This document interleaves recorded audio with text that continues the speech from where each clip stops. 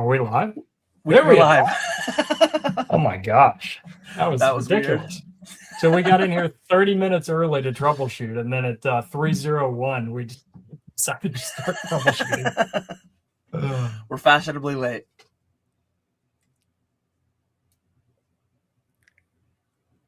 How much is the delay on YouTube? Yeah, I don't see it live on YouTube yet. Right now, I was just thinking that.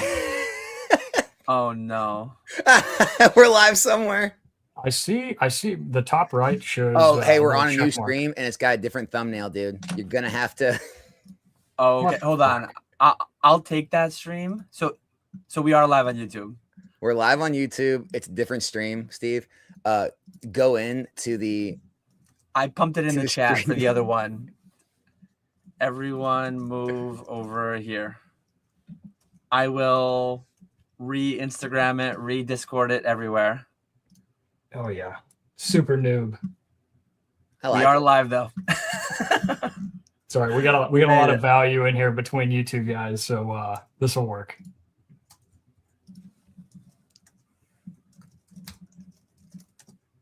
Okay, I just posted it in Discord. We can show you afterwards how to trim off the first minute and a half of a live stream too, or you can just leave it. We'll farm the view time. Yeah. All right, guys. Well, hey, thanks so much for making time for us this Friday at 3:00. I know you guys are both running crazy businesses. Alex, Nostalgianomics. We got perfect order release day. You're not ripping packs to be here. That's pretty cool. So appreciate that, man. And Dan, you're worth who knows how many hundreds of dollars an hour. So appreciate you guys both being here. Appreciate you having us. Looking forward to chatting. We took us a minute to get here, but we are here. I pushed the link out everywhere. We're here, man. Links are shared. Steve's already over 100 subs. Hopefully we can push that a lot higher. Let's talk some business, man. You know, there's not enough good business talk anymore. It's all nonsense. Can we talk some non-nonsense? Non-nonsense squared. Is it squared? Yeah, I've got a PowerPoint. We can start off and just kill everybody with some boring PowerPoint stuff real quick. Just do a quick accountability check for the people who don't know who I am. Kind of start off with how I got back into the hobby, and then from there I've got some prompts that I think would be interesting to go over, just some hypotheticals. But if you guys are good with that, I can just jump over to a quick presentation. Sounds good. Let's do it, bruh. Look how Steve's degrees behind him. He's just showing how educated he is. Bro, those are like 4 out of the 6 are my wife's. One of those is mine. It's from the Marine Corps. So take what you can get. All right, can you guys see this? Is it full screen? No, we don't see anything shared right now. Oh, that's right. Ooh, the StreamYard saga continues. There it is. Perfect. Accountability check. I'll do a Pokey does these. I like these. Cool. So this is who I am. It's Steve, Tactical Trading. Been in the hobby I got back in during Pokemon Go, so like 2016, and was just very unprofessional about it. Just took a lot of dollars and put into sealed products mostly sealed video games. Not quite as much Pokemon, but it became Pokemon Magic, sealed Game Boys, just really nerdy paraphernalia. 2021, 2022, started to sell all that off and had amassed a pretty large position, and was like sitting there looking at this pile of cash and like wondering, did we lose Alex? He dropped out. He'll probably be in the waiting room again. He wasn't digging the presentation, I guess. I guess not. I think he's heard my spiel a few times. So yeah. Did we bore you, Alex? Sorry to bore you already, man. Dude, we had so many links up when we were doing all that pre-stream stuff. I guess I just hit the wrong one. My bad. This has been a cataclysm. We're cleaned up now. I'm good to go. We're getting there. We're getting there. No, good thing my numbers are good because so far everything else has been pretty shit. Keeps it real. Shows it's real, dude. All right, quick accountability check, introduction to who I am. Steve, Tactical Trading, 2015, 2016, Pokemon Go is when I really got into the hobby. Decided to offload most of my positions and had a six-figure pile of cash around the end of COVID, and was wondering, like, one, what am I going to do with all this knowledge? Two, what am I going to do with all this cash? And then decided in late 2023, like, hey, I'm going to re-engage, but I'm going to do it in a more calculated way, approach it as a business. So 2024 is really my first year. I seeded this business with $20,000 in September. Really just spent like September, October, November, December of 2023 buying. So nothing, I didn't sell anything. It was just getting orders into PSA, working on just re-educating myself in the space. Ended the year of 2024 with $49,000 in inventory and cash, 146% cash on cash return in 2024. So I was pretty happy about that. And then things got pretty silly last year. I did almost $550,000 in sales across eBay and private sales. Hadn't taken $1 out, had not put $1 back in throughout 2025. Ended the year with $186,000 of inventory and cash. So had a 278% year-over-year increase from 2024, 830% return from that original $20,000 seed. And some of my goals I had set last year were crushed pretty early on in the year. I had set out to do $250,000, more than doubled that. I had revised that goal up to $400,000 around May or June, and surpassed my stretch goal. So had a really strong year thanks to mostly a strong market. But hey, right place, right time, I'll take it. Really wanted to just focus on building the foundation, both of inventory and cash, and my reputation. Was able to achieve that. Networking, introducing myself to more people, putting in the legwork to go to collecticons, meet people in person, cold call outreach, just putting myself out there. So was able to accomplish all the goals that I set out for. Dan, you talk about it a lot, SMART goals. These were all obtained for me in 2025. And then so far this year into 2026, not quite fully through. Nice. Thank you, Dan. Not fully through this first quarter, but almost $250,000 in sales so far this year. So on pace for an $840,000 year. And just to preface this, I know these are like big numbers for some people and very small numbers compared to Alex and Dan. But just to preface this, I work full time. I'm married. I've got a kid on the way. This is very much a part-time thing for me. And these are real numbers. This is not inflated. This is real data. So keep that in mind. So my goals this year are $750,000 for the year. Continue to build my foundation, continue to network, larger inputs, larger outputs, continue to scale. These are the projections if you were going. So 2024, I did 146% growth, cash on cash. 2025, almost 300%. The average of those two would be a 212% return.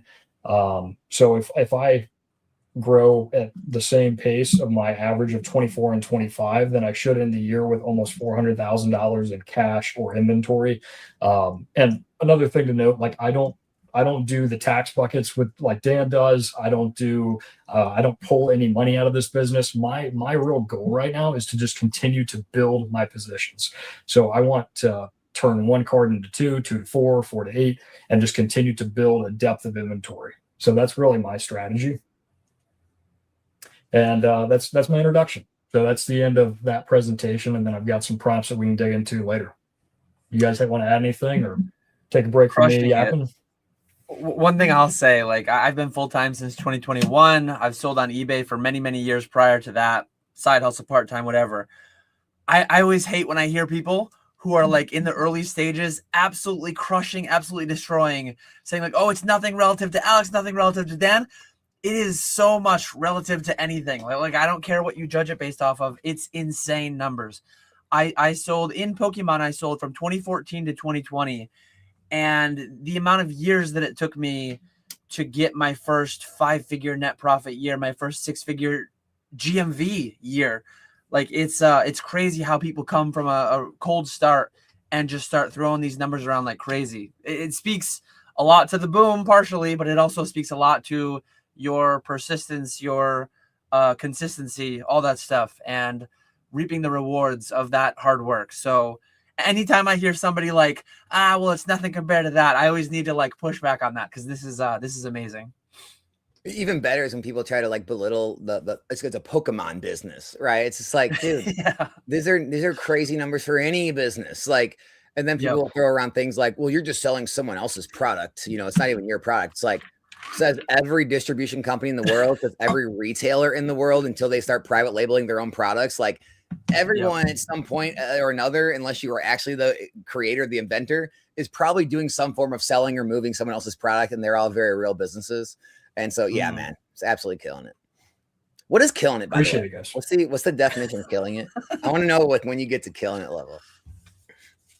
I don't think I'm killing it yet. I think we're booming, maybe crushing, killing it though. I don't know. I think killing it might be like once you get to the 8-figure territory. Yeah. I'm not quite there, GMV. I always, if you'll tell me that, I was like, I don't know what's killing it. Like, you know, oh, you're blowing up, but when are you blowed up? Like, when do these metrics actually come into play? I would say 60 grand in an afternoon in a derivative that you don't even have to ship is killing it. So that would be wild. It's like the conversion from Schrute Bucks to Stanley Nichols. Yes. I don't know what that's what we need. That is it. That's how you know. Yeah. Same as the leprechauns and unicorns. Yeah. No, Steve, that's impressive, dude. That's awesome, man. Yeah, well, hey, I mean, it comes from, just putting time in and listening to guys that have been there who've done that. And both of you guys have done a great job at documenting your journey. And there's a lot of guys that have done the same things. And this is all self-taught, right? Like, this is not something that was handed to me. This is not like, oh, I came in here with $1 million and now I'm making $500,000. Congratulations. This is like, no, started with a small amount of dollars, put the work in, put the time in, 16-hour days. It's very much like going back to the old Alpha Investments videos. His old stuff is incredible. For anybody wanting to start out, sort by oldest and go all the way back. His Credit Card Warrior videos, 2015, 2016. That is where you will find all the gold. But, you work a job, you build something on the side until it replaces something you don't want to do anymore, and you can go all in. And that's like very much the mentality that I had, without the desire to leave my full-time job either, but like just build something and support your lifestyle without having to really take away from what you're building. That would be like the safest way, the most pragmatic way that I would think most people would probably want to consider. But I think anybody who's watching, Dan especially, but Alex even, I think most people have been here a while. Like, there's probably not too many people starting at ground zero. But I don't know. I mean, you guys probably have some insight to that. I mean, y'all getting a lot of like comments like, hey man, I'm new, where do I start? Or is it like, no, everybody's kind of a seasoned vet at this point? I know me personally, both in my channel following and in my Discord following, like the Patreon, there are quite a few newer people. There are people that like first year in, second year in, and they're doing 6-figure GMVs, and they're like getting to the point where they're contemplating quitting their job. So I think disproportionately, if you compare my channel to I guess I'm not going to pick any specific channel, but to the average PokeTube channel, my following probably tends to have a higher percentage of like people that have been here longer. But no, like there's still quite a few new people for sure. Yeah, I mean, I would say like when I've been taking a couple weeks off doing consult calls because it was getting so crazy. But when I was like doing a bunch of consult calls in the last couple of months, 2, 3, 4 months, I would say it was half about like long-term investing in like the market, and the other half was like building a business. I'm thinking about quitting my job. Like, I've been doing this now a year or 2 years. I'm doing this much in sales, like, and then just like, dude, the collections and the investments people are able to build these days. I mean, it was rare. I would say it was still rare relatively to see a 6-figure collection, right? And now I feel like it's pretty common. I mean, maybe not common, maybe like an uncommon, like a diamond, right? Like an uncommon, but it's much more common than it was to see 6-figure collections, like $100,000, $200,000, $300,000 in Pokemon collector apps, like, which that's just insane to me. That's the amount of money that is in the outside world. It's kind of like when you're in a casino, right? And like, you're throwing like $25 chips like it's nothing. But in the outside world, if you have like, a stack of 20s in your wallet, you're like, oh man, I don't want to let this go. I feel like it's with Pokemon. It's like people are throwing around $10,000, $50,000, you know, Pokemon items like it's nothing. And it's like, dude, this is a lot of money. Yeah. I think that's actually a pretty good segue into this very abstract. Y'all are gonna have to bear with me. A lot of monkey math, a lot of assumptions, but I do want this to be a conversation. I think we could go somewhere from here. Give me 1 sec to get this PowerPoint back up. We love the PowerPoints. Okay. All right. So projecting scenario. Yeah, it's not All shared. Right, so I'm gonna figure it out one day. Okay. All right. So projecting scenario. Dan, you have 10,000 subs. Congratulations. If you didn't know, we're rounding up 10,000 subs. So if 10% of, and again, a lot of assumptions, a lot of monkey math, but like, I think this is like an interesting train of thought. If you have 10,000 subscribers and 10% of your audience is like a moderate to high level skin in the game player, let's just call that $250,000 of total equity in Pokemon, whether they're investors, they're flippers, they have inventory. Let's just like call that. Do you think that's like a stretch, or do you think that's probably somewhat realistic? I don't think it would be 10%. I think a channel like mine would have a higher portion than like a PokeRev, and this is nothing against PokeRev. His content is just inherently more entertainment, and Deep Pocket Monster even. They're way like bigger nets, they're way bigger audiences, the more casual. So I think a channel like PokeRev or DPM, 0.0 something percent. I think my channel though, I still don't think you're at 10% having $250,000. I would think it's closer to 1 to 5% maybe. I don't know, Alex, if you have like a different opinion on that. I mean, you know, like my Patreon has what, like 100 and something members. I know a lot of people in the Patreon, you know, may have like that or more, right? But like then I'm looking at like my total subscribers, you know, almost where we at, like 38,000 or something. 3,800 of them having that. I don't know. That seems a little high, I think. Okay, well let me just ask it differently, and the math would be the same. Yeah. Do you think every one of your subscribers, on average, because you're going to have some guys that probably have 8 figures worth, right? Like you did, that heavily skew. So, do you think the average subscriber has a $25,000 exposure to Pokemon that watch your channel, that are deep enough in the rabbit hole to be watching Catch 'em All collectibles? 25,000 again. It would be a different number. It would be a much larger number. But yeah, I would say 1 to 5%, maybe have $250,000. What 1% would be 100? Like there's 1% would be 100 businesses, 5% would be 500 businesses. Again, going the way Alex went, like we have 300-ish in our Patreon, me and Jake. We definitely have dozens of businesses in there that are doing business at a multi 7-figure, 8-figure level. We wasn't expected to being put on the spot with this kind of math, but I think we're close enough. I think we're like, we can follow the math and we can just adjust for our own assumptions. If you ask 50 different people, they're all going to attribute a different percentage to it. I'll actually take a look at chat, and I'm sure people are going to be all over the place on it, but I would say 1 to 5%. I can say reasonably confidently instead of the 10%. At least 25,000. It's got to be extremely high, I think.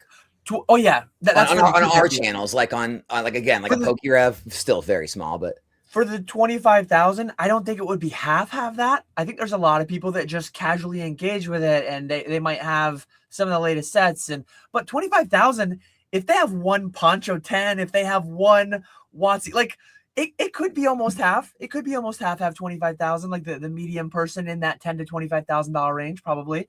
But there's probably, if we're really breaking it down, like 3,000 of those people might have 0 Pokemon. 5,000 might have 0 Pokemon. They might be dormant engagement from, my channel's 5 years old, so some of that might be old dormant engagement too, right? But I see you guys' channels relative to your subscribers. You get really high view counts. Like I don't think. All right, let me go back to this. So like projecting monkey math. I'm going to just like, my number is $250 million. And that would be like people who engage with Dan's channel. Let's just pretend that aggregate number of dollars that people have exposure to is $250,000 or 250 million. At current price of packs, let's just say $8 a pack. There is an opportunity to delete 2.08% of packs that Pokemon printed in 2025, assuming Pokemon printed 15 billion cards. Does that make sense? Like, is this just coming out of left field, or are you guys kind of tracking what I'm trying to do here? Yeah, I follow it. Yeah. So, and then this is a pretty conservative estimate, because it's like, well, that's at $8 a pack. Like, what if, and it also doesn't take into account how many of the cards are actually English.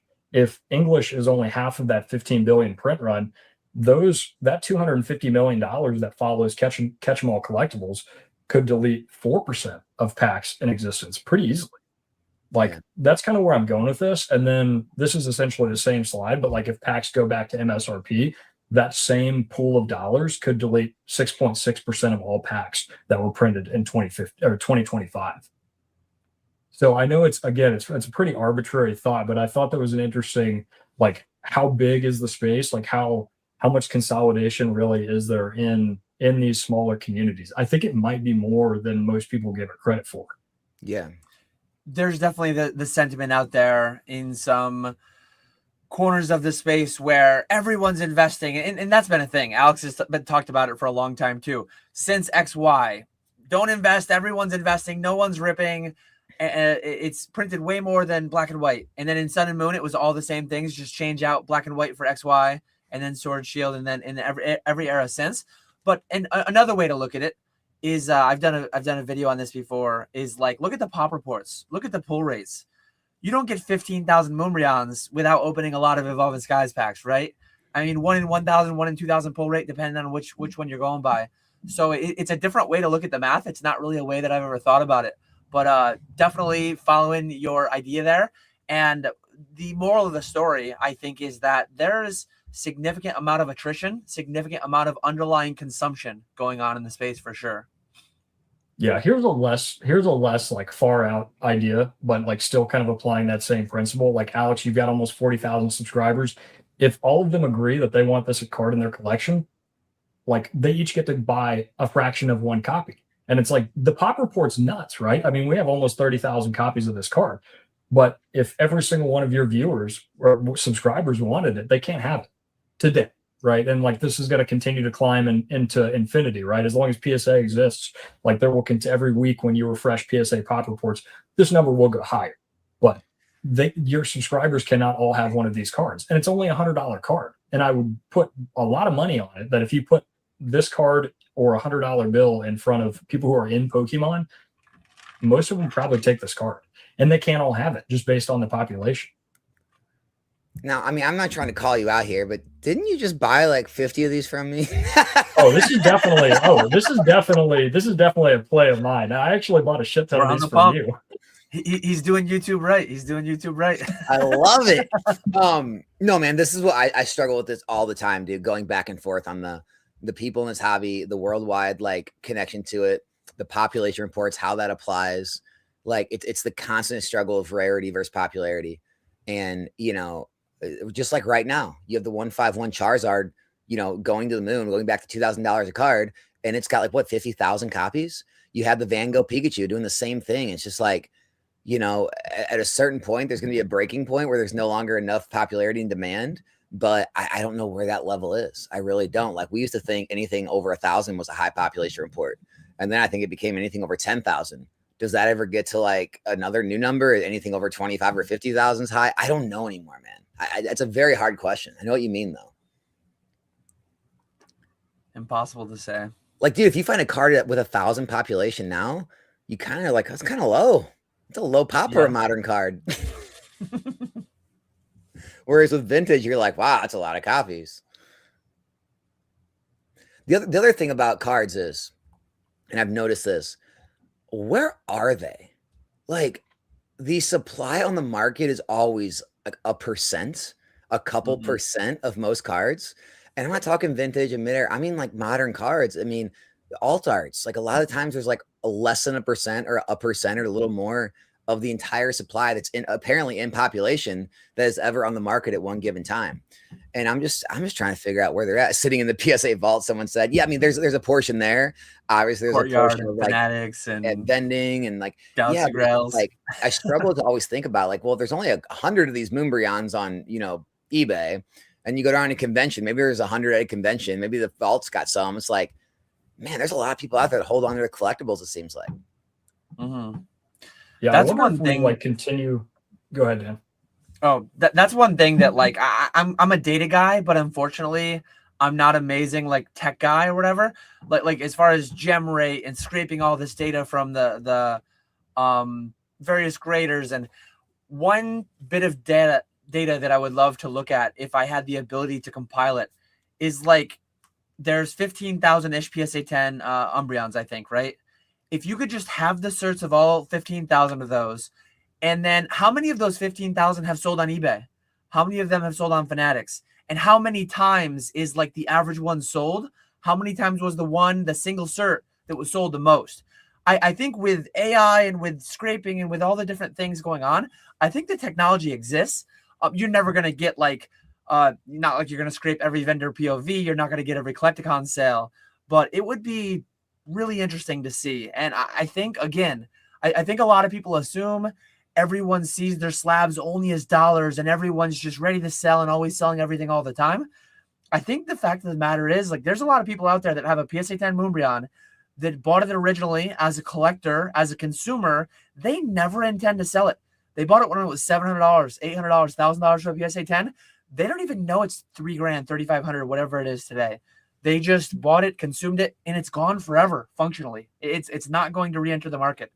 I think the amount of slabs just removed from the market by collectors is underestimated, I guess. I mean, it becomes like, especially with like the Galaxy Grails, these digital rips, like it becomes more of a commodity, right? Like silver and gold. There's no telling how much silver and gold is actually sitting in people's houses. But there's infinitely more paper gold and silver being traded. And if everybody wanted to call their paper notes today, like there just isn't enough, right? Like, do we eventually go down that path where like these derivatives are like overly representative of the actual percent? And I guess we could always check the data, at least on tins, because you would always have pop reports to refer to. But I mean, I feel like that's kind of the way we're going, is we just continue to commoditize, and like these bigger players with bigger ideas.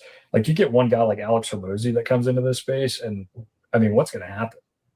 Well, dude, it's just like look at the stock market. We think like the percentage of the float of like the actively traded, shares. I mean, if there's never more than 100 or 200 of these on eBay or something, the market cap is going up exponentially, but it's just like, it's the percent. It's like, it's a small percentage of actual money being traded because only 100, 200 of them have to actually move in price. The ones sitting in people's closets or vaults never really hit the market. So it's just like, you see the market cap go by millions of dollars, but that's really just, inflating the 100 or 200 that are ever on the market, which isn't as much. So it's a really difficult way of looking at the market. When you think about market cap and like percentage ones that are actually being publicly traded. And then I don't know, Dan, we share an audience, and we also have different audiences too. I, for some reason, have so many people in my comments every time that scream at me about like, eBay is not the market, TCG player is not the market. And they're all into all these different ways of selling and buying now. And it's like, okay, look, we all understand there's other ways of buying. The fact of the matter is the majority of sales in the industry is on eBay and TCG player. And at the end of the day, this is what every app goes off of. I don't care if you use Card Ladder, if you use Alt, if you just use recent sales, whatever you use, every card store in the country, every vendor in the country, every buyer in the country, they use the sales data on these platforms. So for all intents purposes, that is the market. Yeah, people get really weird. And I've made videos before about like how market price is not a thing in Pokemon. Fungibility is not a thing in Pokemon. You've got strong 10s, you've got weak 10s, you've got old cert 10s, you've got new cert 10s. Like, yes, grading increases the fungibility. It makes it closer, but like these will never be Apple stock versus Apple stock. These will never be $100 bill versus $100 bill. If you want to get cheeky, even $100 bills, you can have a radar serial, you can have a repeater serial, you can have a star note. Like, even in the most fungible thing on the planet, the $100 bill, you can have nuance where the fungibility varies. But yeah, so some people get really hung up. And I've actually, like, hey, I'm buying collections this week. I'm buying Sword Shield cases at 85%. People will share one eBay buy it now that, for all I know, they could have made that themselves. They could have had a buddy buy it from them, not pay, cancel it, whatever. It's like, oh, well, this Fusion Strike case sold for $8,000. You said you're paying 85%, so I want 85% of $8,000. It's like, there's a buy it now here for this. There's a TCG player here for this. The last sold. It's like there's always some amount of manual work needed. But the newer that it is, the more liquid, the more transacted it is, the closer you get to having a market price. The gray felt hat 10 has significantly more of like an accepted market price. It has a tighter range, bid-ask spread, than like a PSA 10 WotC Pop 20 card or 50 card or something. Yeah, I think like the further you go back, maybe there's like vintage is very looked at. Modern is very looked at, but there's like this huge swath. There's like 20 years of product in the middle that's kind of forgotten. And I think that's where a lot of the opportunity lies. I just had a crazy play that I posted on my Instagram. I bought a CGC 8.5 Charizard promo for $150. It's listed on my eBay now. I cracked it, sent it into PSA, got a 9. It's sitting on my eBay now for $4,300. Like, is it going to take 6 months to sell? Probably. But when it sells, it's going to be like almost a 30x return after shipping and fees and everything. It's going to be a massive, massive return. So like you have, the vintage stuff. I think the very high-end vintage, more popular vintage, like true WotC, has more liquidity. Modern obviously has the most liquidity, but then everything in the middle just seems to be like this forgotten era where there's a ton of opportunity. And I know there's a lot of people that are looking at that right now, and we're starting to see this bull market kind of broaden out into that. But it's like how many small little nooks and crannies are there, and how many opportunities are there that nobody's talking about? People are keeping a lid on it. They're just going hard. They're taking advantage of it, and eventually it'll be old news. But I think there's probably a lot of stuff going on right now that people have huge multipliers on, especially in that middle era. There's not enough hours in a day, man. Nope. It's always going to be a relatively inefficient market. There's always going to be platform arbitrage and geographical arbitrage, and then just like time arbitrage, like buying auctions, selling as buy it nows. That's always been a thing to some extent. Because if you like, a market price can be whatever it is, but if you go into your LGS and you want to rip a pack of something, they've got it for 30% above market, but you want one that day right now, and it's like, that's what the price is if you want to rip it right now, right? I was actually just at an LGS 2 days ago, Wednesday, and the place had Ascended Heroes probably 25% above market. But just because someone was buying it for that doesn't mean that's what market is as of that day. But it's like, that's what that transaction happened for. That's what like the impatience premium. That's what the experience, having it happen now with your buddies in person. Like that's just what it is. Yeah. I mean, honestly, Steve, like for you, for everyone that like is doing this at full-time levels, but still works another job, 40 hours plus week job. It's amazing, man. I don't know how you guys do it, because I know you and a lot of other people in this hobby right now are doing some big numbers, running a big business, and they're still finding a way to get everything of their work done. Like that, that's more impressive to me than some of the people that are full-time in the hobby. I mean, I feel like that's really like a whole nother conversation that really gets away from like the spirit of these kind of conversations, but it's really just like gumption, right? Like, how much grit do you have? Are you willing to put 16, 18-hour days in? Like, I was up till 4 a.m. last night trying to get shipments out, trying to break down product, to get some stuff off to grade. Like, I had a busy work week. Like, there's just times where you've got to grind. And how many people are just like, they're going to work 8 hours a day, and then they're going to bitch about not having opportunity, not having, but then realistically at 5 o'clock, they go and crack a beer and sit down and watch Netflix. It's like there are periods and times where like 16, 18-hour days are like what you should be doing. And I feel like this has really been like my biggest blunder over the last 12 months has been like, man, I haven't leaned into this hard enough. I should have been more confident. I should have been willing to put myself out there on YouTube, build my brand a little bit more, like really lean into this. And I'm grinding.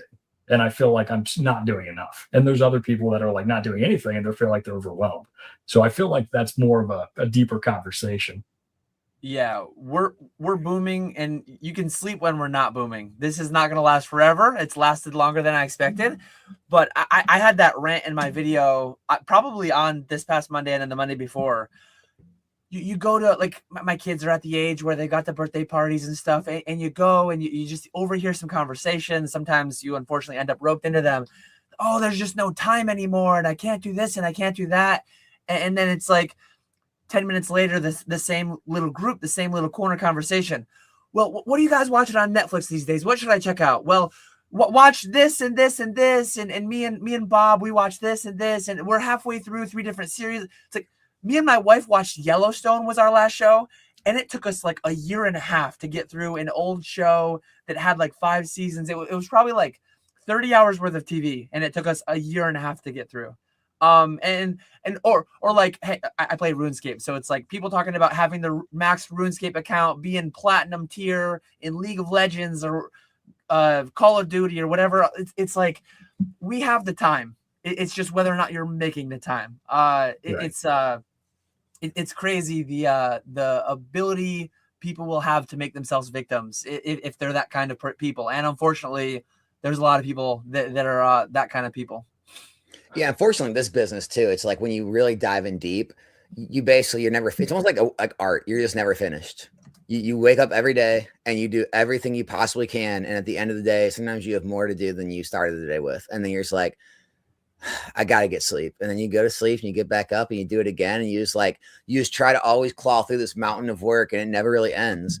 And I guess you can see that as job security. There seems to be always something in this hobby, kind of what Steve was saying. There's always a play to make. I mean, think of all the people that we personally know that are successful in so many different aspects. Like there's people that don't even make content and they have, 7-figure businesses. There's giant card stores, there's streamers, there's vendors, there's wholesalers, there's drop shippers, there's, people who just literally do singles and grading. There's bulk business operations. There's so many different ways. There's middlemen who just broker large scale deals. There's, the list goes on and on. It's just like, there is a spot of this world that you can carve out for yourself and find opportunity in, because the reality is everyone can't do everything, and you have to eventually find what you enjoy most and what you want to kind of suck your time and energy into. And I think that's what I think the people in the hobby do well, that do well, is they figure out what that is and they go, kind of head first in. And you can always do a few things that are all kind of in tandem or kind of have synergy with what you do, but at the end of the day, you can't do it all. Yeah, but Dan does if you're not trying to right now, if you're not trying to right now, then that's too bad, because there's a hell of an opportunity right in front of all of us. And I think that's a good segue into my next question, which is what are you guys doing right now? Is it time to build cash? Is it just continue? Where are y'all at with your businesses? Obviously, things are nuts. Is it still just hyper growth mode, just putting it all back on the table? Or are you guys building up cash positions? Are you guys taking advantage of this market to get rid of shit that isn't very liquid? A little bit of everything. Where are you guys at? I am very unorganized at this point, man. Galaxy Grails is in the chat. Shout out Galaxy Grails, guys. We'll be live tonight. Galaxy Grails reached out to me and we started, doing these digital rips, and we continue to add more and more of those streams. So it's to the point now where I'm streaming 5 times a week, starting next month with him. I'm streaming 5 times a week with my pack breaks, between, keeping content basically every day, just sourcing and everything else that comes with, the business. I haven't had a lot of time to think about anything. I'm just kind of taking what I get from a distributor, what I get from other sources, putting away what I can. If someone reaches out with a collection buy, I'm picking it up. But as far as strategic plays and planning out what I'm going to buy and what move I'm going to make, I honestly haven't been. I'll just be truthful. I haven't really had the mind space to hone in and figure out what play I'm going to go after. I kind of just take what comes. So if a collection comes that I see, I'll buy it. I'll put what I want out of the collection away. I'll sell off the rest.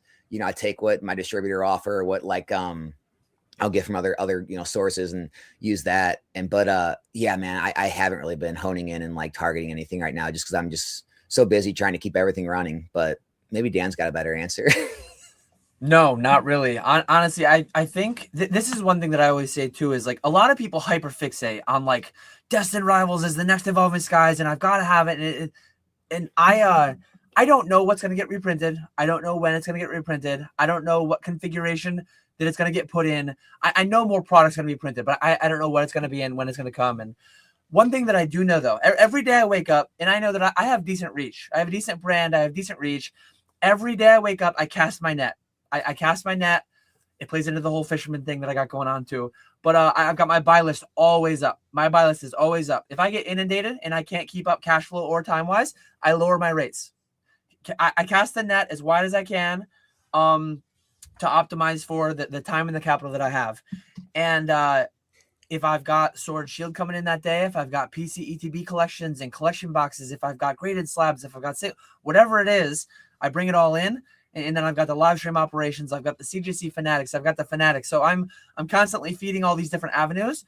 But as far as like, am I day by day spending 3 hours looking at TCG player highest sell-through rates? Am I spending like, oh, is Prismatic going to get XYZ? Like, no, I'm just buying what comes in, and then I'm kind of best I can. It's all in mountains of product on pallets, and I'm actually expanding some warehouse space later this summer, so it should be a little bit easier. But right now, I'm just trying to get through it, trying to keep everything going. I've got packages, everything going every different direction. I have some like longer term, crazy it is to say this, I have some longer term, like I should add this wing of the business. I should help enable one of the independent contractors to run this new platform, or I should look at, like, I'm not doing hardly any of that right now, but there's lists of like multiple things that I need to look after. But right now it's just like, we're booming. Liquidity is functionally infinite, even for a business of a size that's knocking on like 8 figures annual sales. Liquidity is functionally infinite. So if I can lock in my 5 to 10% margin, just infinitely, as far as trying to buy something that's going to go up 3x in the next 2 years, or that's more uncertainty. That's more like, I try to do a little bit of that in the background, but the main thing is, how can I increase that solid, consistent 5 to 10% churn that is not guaranteed, but significantly more certain than all the other uncertainty. I think so many people get lost in the uncertainty, analysis paralysis, and then they almost do nothing. It's like they almost do nothing. And I guess there could be an argument to be made, if you get too lost in the day-to-day, if you get too lost in the boom and you're not thinking bigger picture, maybe a year from now I'll look back and it's like, man, I should have had 300 more of this item, and I should have sold off all of that item. And that's how I ended the 2021 boom. But like hindsight, I think I did pretty well overall. And I think whenever it comes, I'll look back in a similar way. Micro optimizations that I could have made, but I'll be happy with the big picture. Nice. Yeah, dude, I don't think you can plan it, Steve. Like, especially when you start getting people reach out with collections.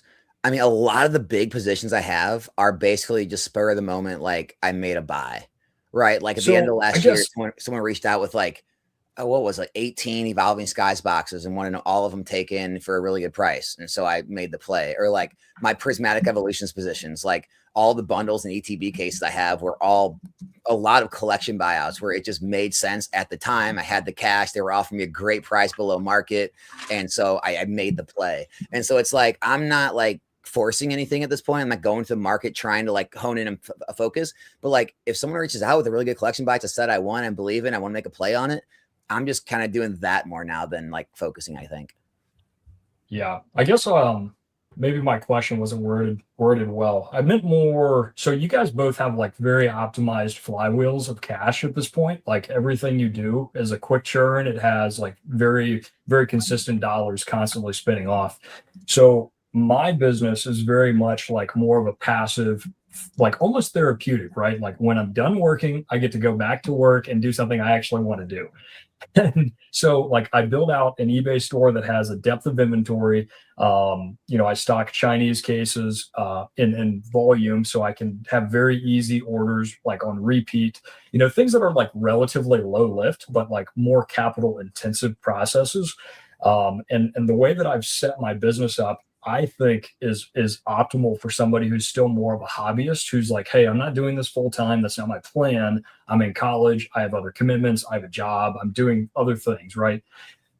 And inadvertently, when you build a business like I have, you build a huge backlog of just really not great inventory. And it's like you're already making. Let's say you buy collection boxes and you're grading promos. Well, you make all your money on the promos, and now you've just got play mats, you've got deck boxes, you've got all this kind of just shit, right? But like, might as well list it because it's just bankroll. It's going to eventually sell very slowly over time. But then like, maybe some of the smaller cards that you aren't grading, like the new Gengar decks that came out. All the Haunter promos, great cards. But the Mega Gengars, it's like probably a $2 or $3 card, and you're gonna have hundreds of them if you do what I did. So like, how do you, I guess, like, so for people in a position like I am, I'm really trying to take advantage of this crazy market to offload more of those lower tier items that have already, like, I could just throw them away. I already made my money on everything else, but let's really try and squeeze it and get the juice out of everything here. So a lot of what I'm focusing on now, and it's really like started pretty recently, Dan. I wish I would have started doing this 6 months ago, but like start sending stuff off to you that is just like, hey, if it makes even 5%, like I'm fine with that. I had intentions of holding this longer and maybe grading it down the road, but like now with PSA wait times and increased costs, like I'll never make money on this card. So let me just send it to CGC, let you guys auction it off. It's hands off for me. Like that's more the route that like I was trying to go with that question is like, are you guys using this boom to offload, or have you already done that and your flywheels are so optimized that you don't really need to worry about that because it's no longer sitting on 300 promos of the same, same promo. You guys have already, that you guys have your channels, you have your streams that you can offload these things. I guess that was more the path I was going. This is a good question. I think Dan may have a different answer than me on this one, so that's a good one. For me personally, the streams are there. So like I have the CGC Fanatics. If they're gradable, I send them off there. I actually have, my sister helps me lately. Another independent contractor entering the arena. She does a bunch of my pre-grading. So she gets the things for CGC Fanatics. The other things either go to streamers, or I've got Skya on TCG Player as well. So I can choose between all these different, as you mentioned, flywheels. That said, there's still a little bit of a backlog. Every time we boom in some new way, there's still a couple 5-row mountains in my basement that are taller than me that need to be re-gone through. And if I was better, and I'm trying to be better, but I'm a little bit of a hoarder, I have some 5 rows full of like energy cards. I still have 5 rows full of like MetaZoo bulk cards. At some point, I need to be better about segmenting those off and knowing like no matter how hard we boom, certain ones will never have to be gone through again.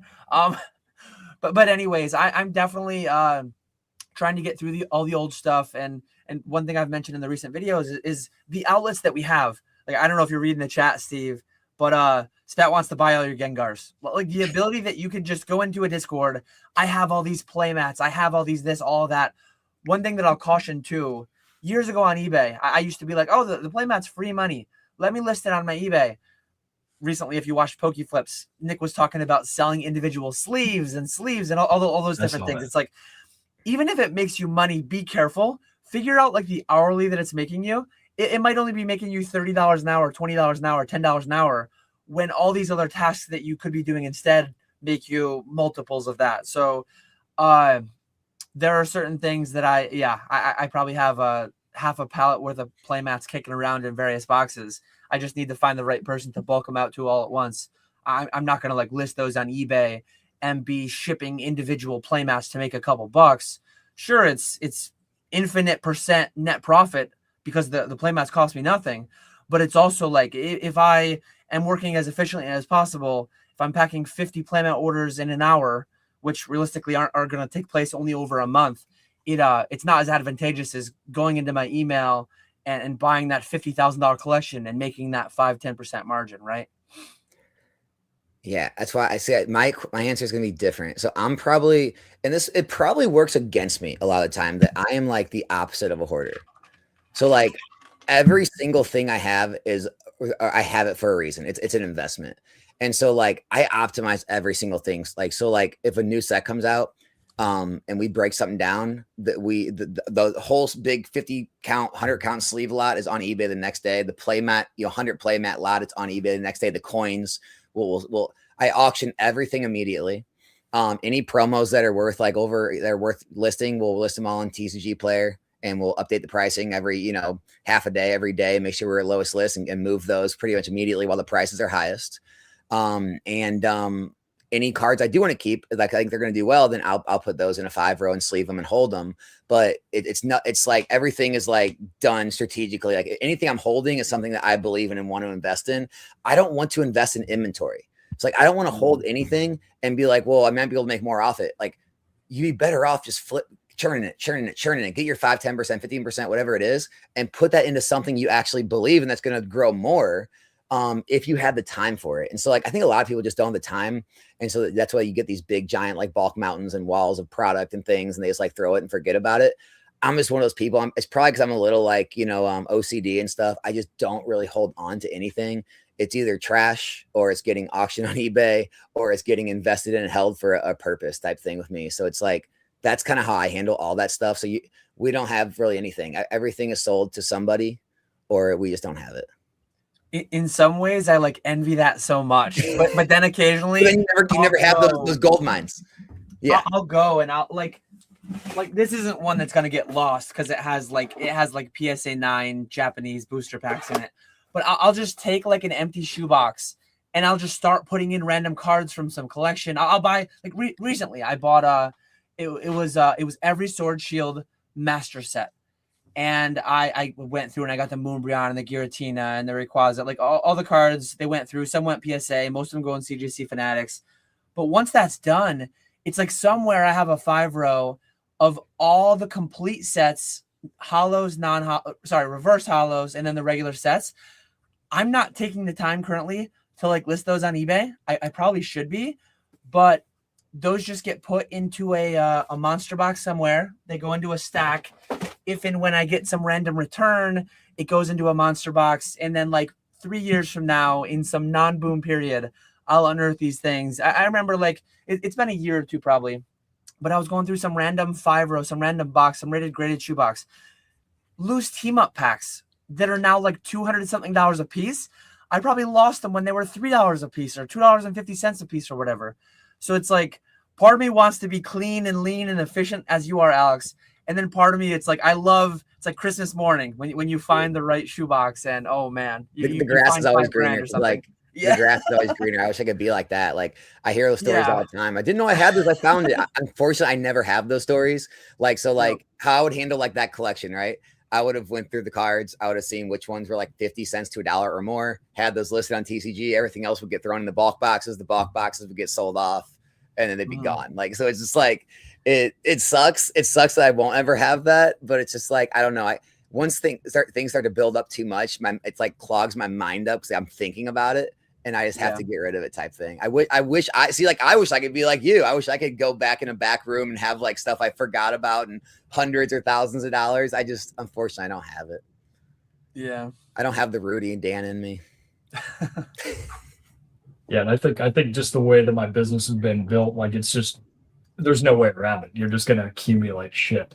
But I definitely want to get more to where you're at, Alex. I mean, one, just limited on space, right? Like it's a physical burden. Yep. But like also you can get more than you ever could have in the past for most of this stuff. So it's like, well, I mean, I already made my margin on everything that's already been sold off. Like this is free bankroll. And like, it wouldn't be worth my time if that's all I was doing. But since I'm going to the post office and I have 30 PSA slabs that sell every day, like it takes an extra minute and a half to throw something else in a box. Like the trip's already happening. I'm already kind of in shipping mode. Like I still do all this stuff on my own. So yeah.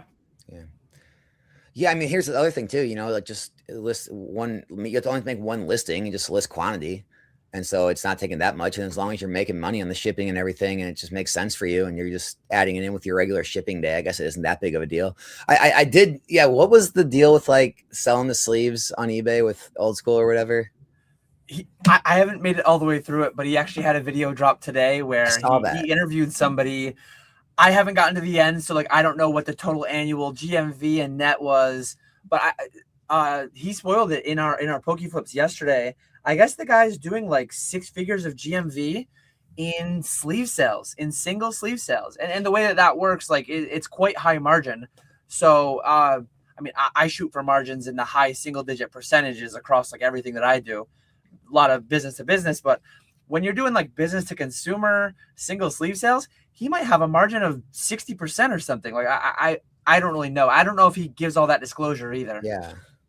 I mean, I just know I always think about that. Like how Z&G Emporium always is like, who is buying these slabs? Whenever I auction these lots of like 100 sleeves when I break down ETBs, I always wonder like who's buying this. I'm like, it has to be a reseller, like someone who resells these as a business, because who's buying 165 count sleeves, you know?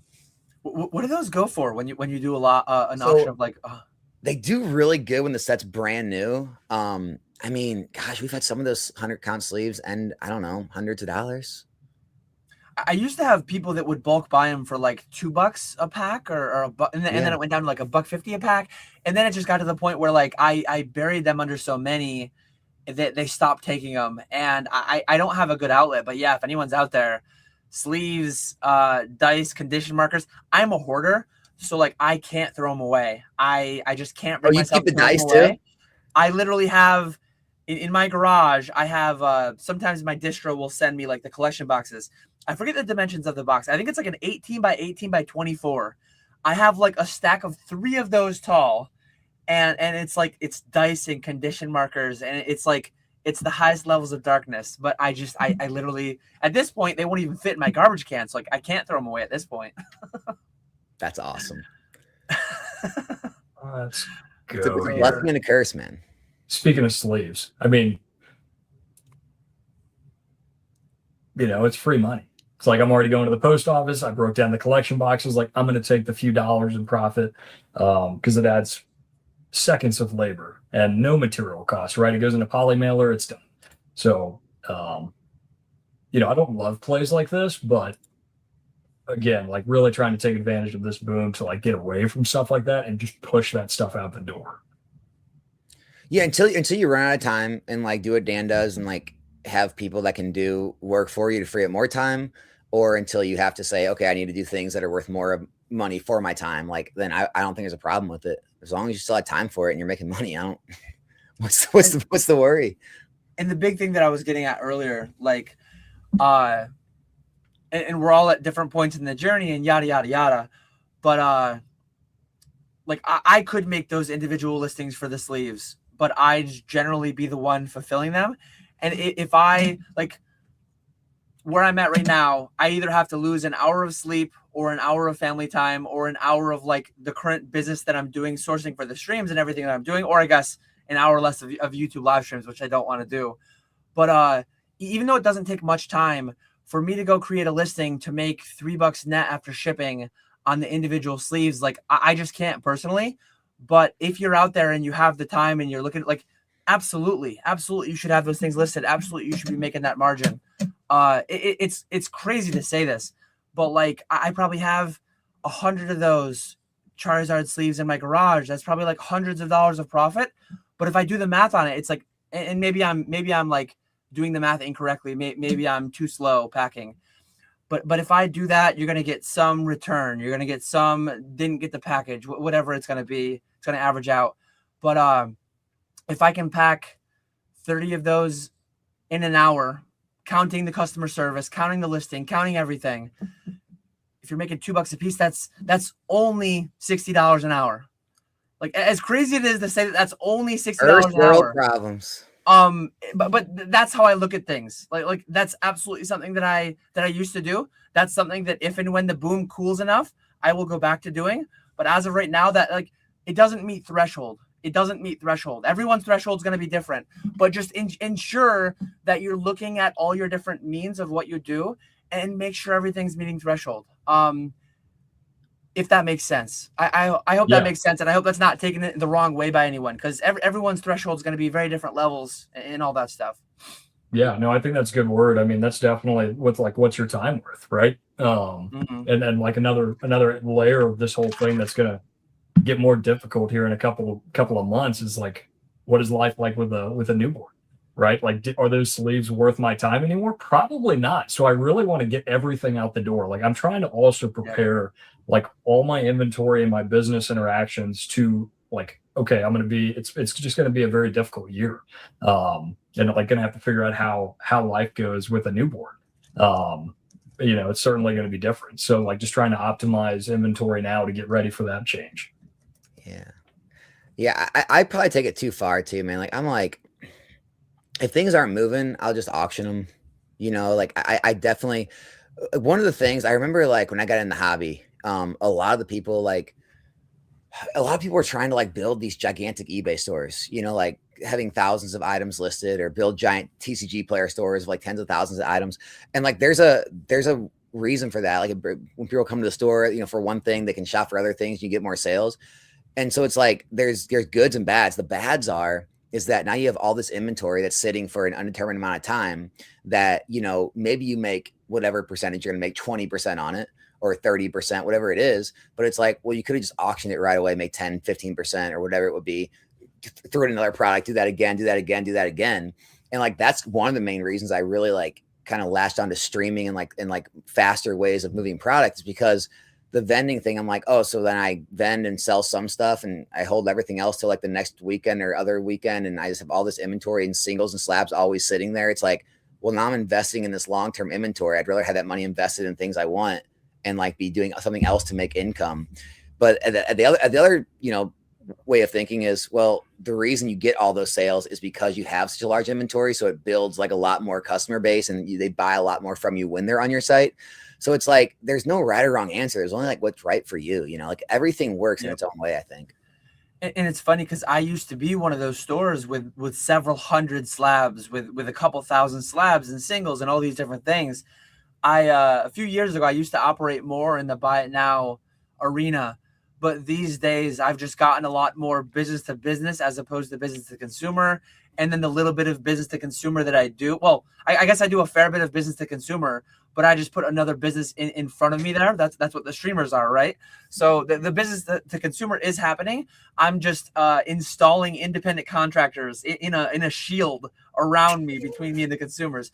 But it's live stream auctions. It's CG, like it's the Fanatics auctions. It's I send stuff to Golden Auction. I send stuff to DC Sports. I send stuff to Sealed Shoes Consignments on eBay.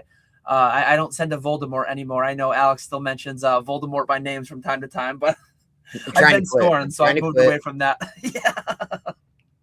So, I mean, back to your point there, Alex, about like people buying more from your store. It's like, I'm always surprised at how few repeat buyers eBay actually offers you. Like there is no loyalty out here, right? Like on eBay, if you're not the cheapest, like it doesn't really matter. That's always blown me away, unless you just have like what that doesn't show though is when they like click because they see one of your items, did they buy other items that you had on your store available because they saw one of your items? Like that's one of the big benefits. Even if they're not repeating, you know, instead of just buying one thing, you only have 10 items listed. If you have 200 items listed, they might buy 5, 10 things from you that trip, you know? Yeah, no, I mean, that's true, but I'm always blown away by just the amount of new buyers. That's like one of the things that continues to give me confidence in the market and to just be like permanently bullish is that everyone who buys from me, it's always somebody different. Like, it's not like I have loyal customers. I know you guys have customers, but I don't. I'm just selling to whoever's out there on the internet that day who wants a Pokemon card. And it's crazy to think about. Yeah.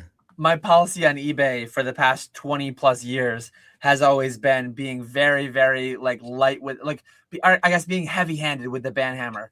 If in like my ban list is hundreds of consumers long, and there's always another buyer out there. At least that's in Pokemon. If you're selling something significantly more niche, you might have to be more careful. I used to deal locally in some of these beer steins, and you've only got so many people. So if you start banning people left and right, you're going to run out of consumers. But in Pokemon, there's always another buyer, especially if you're dealing more in the ultra modern stuff, highly liquid, high pop stuff. Are you talking to eBay Live or like eBay in general? eBay in general. I'm more talking like years ago. Like I used to just I'd ban people all the time. I'd block people all the time if they asked too many questions. That many problems? Oh yeah. I mean I used to have 3,000 listings, 3,000 listings, and okay. Every day I'd get several messages. It's like in the description.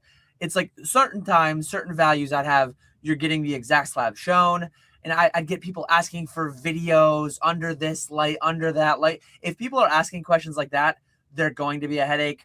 Ban. I don't even answer them. I don't reply that I'm not going to do that. Ban. Just like easy. We were actually talking.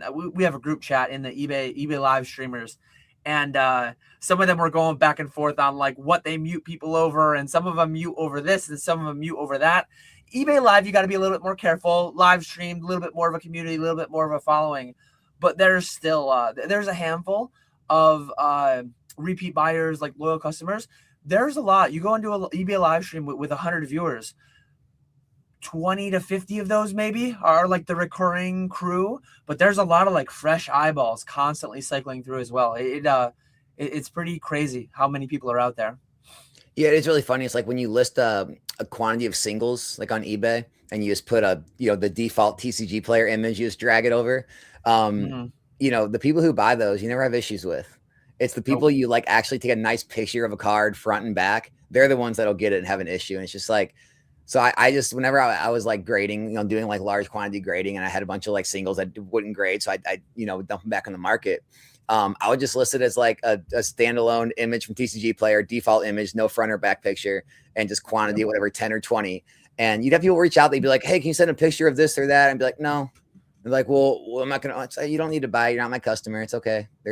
Go buy from someone else. I'm selling to the people that aren't that worried about it.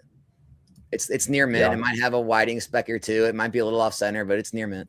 And you just have to decide, well, what customers do I want? Do I want to go for the really particular customers? Or do I not? It's just like, I get it.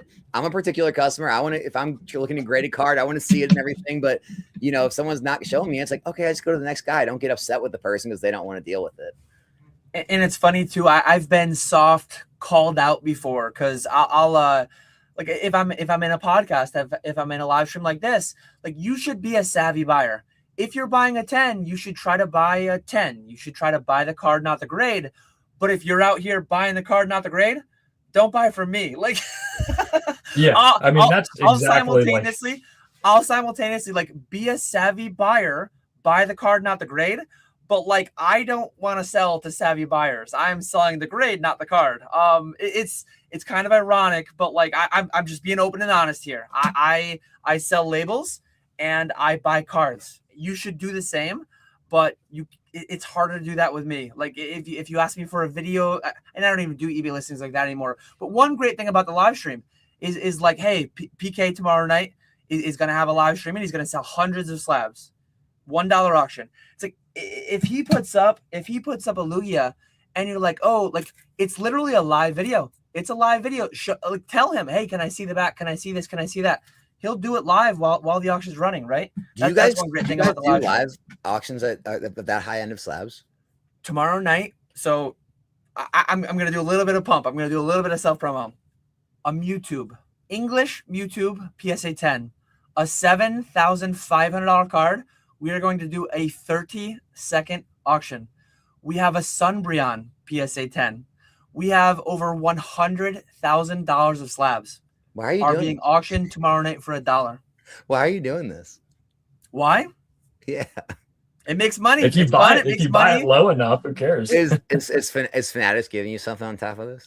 There's incentive. Okay. I'll say. So it's being juiced up from the back end, but no, it's a blast. And I have the spreadsheet actually. We've been doing it every month this year, so this is going to be our third one. We actually did it in December too, so this is going to be our fourth one. I have a spreadsheet. I'm going to comp. I'm going to pay somebody to comp every individual sale. Here's card ladder. Here's what we sell it for.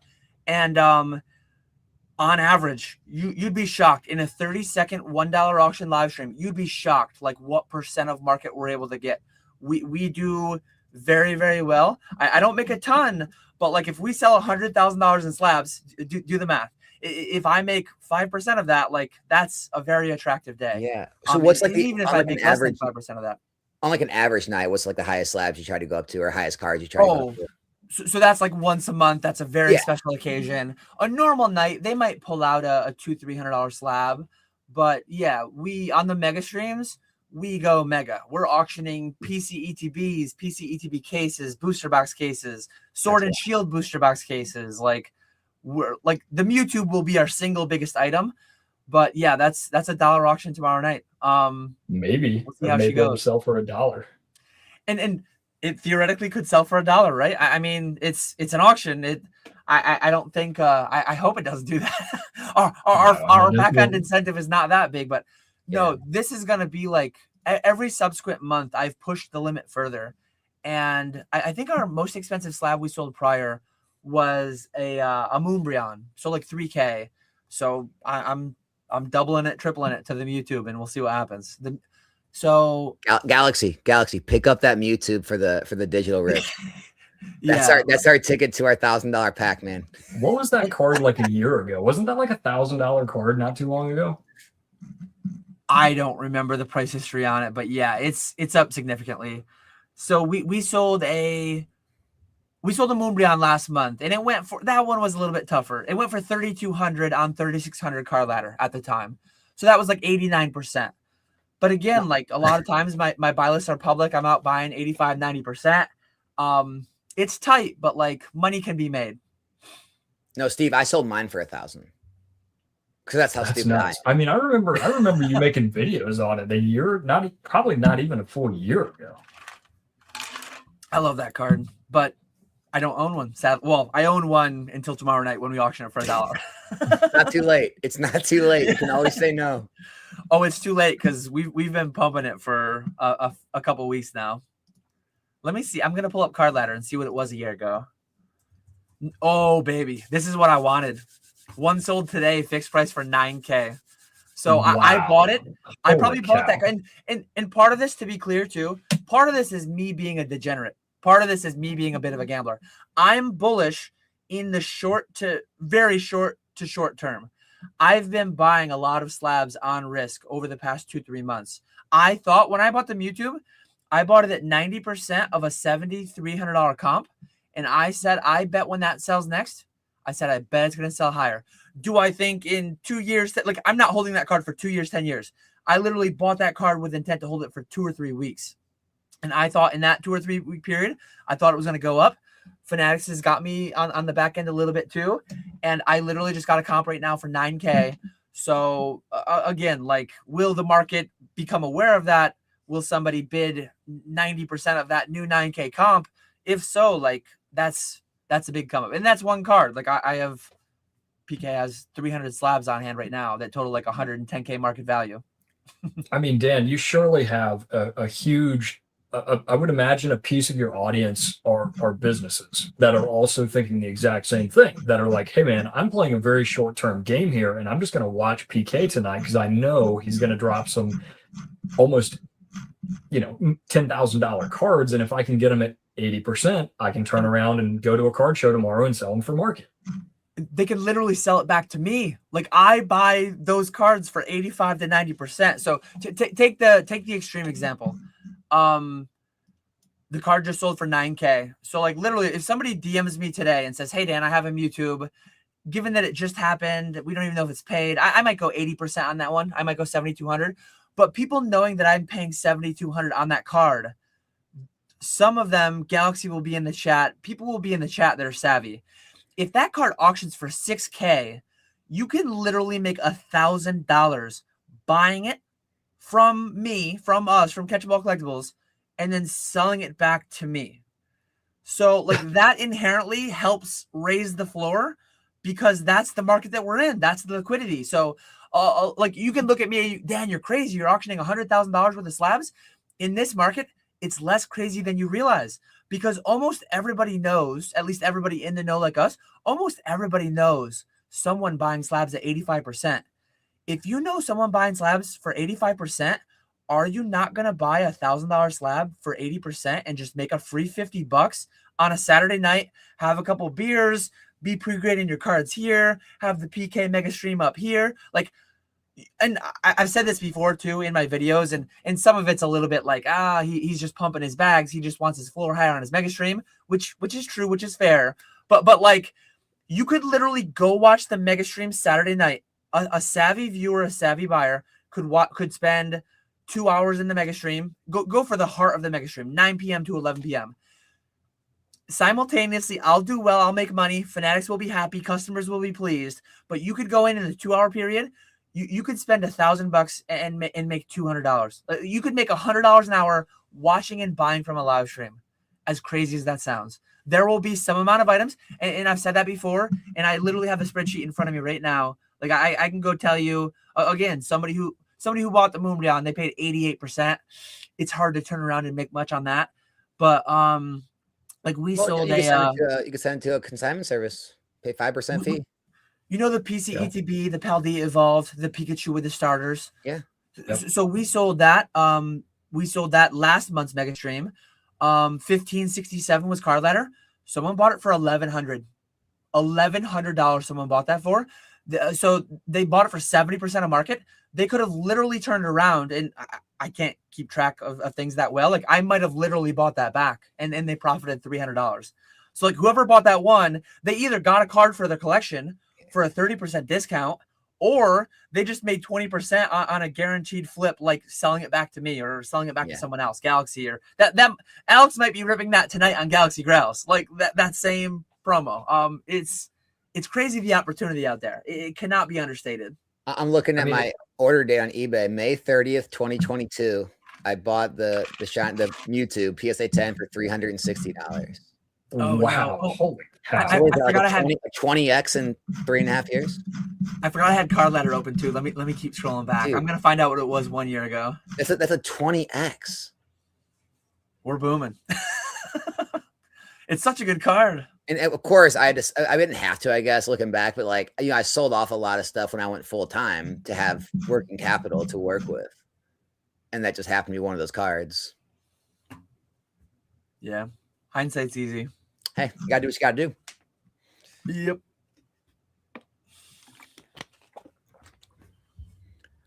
What else is up, man?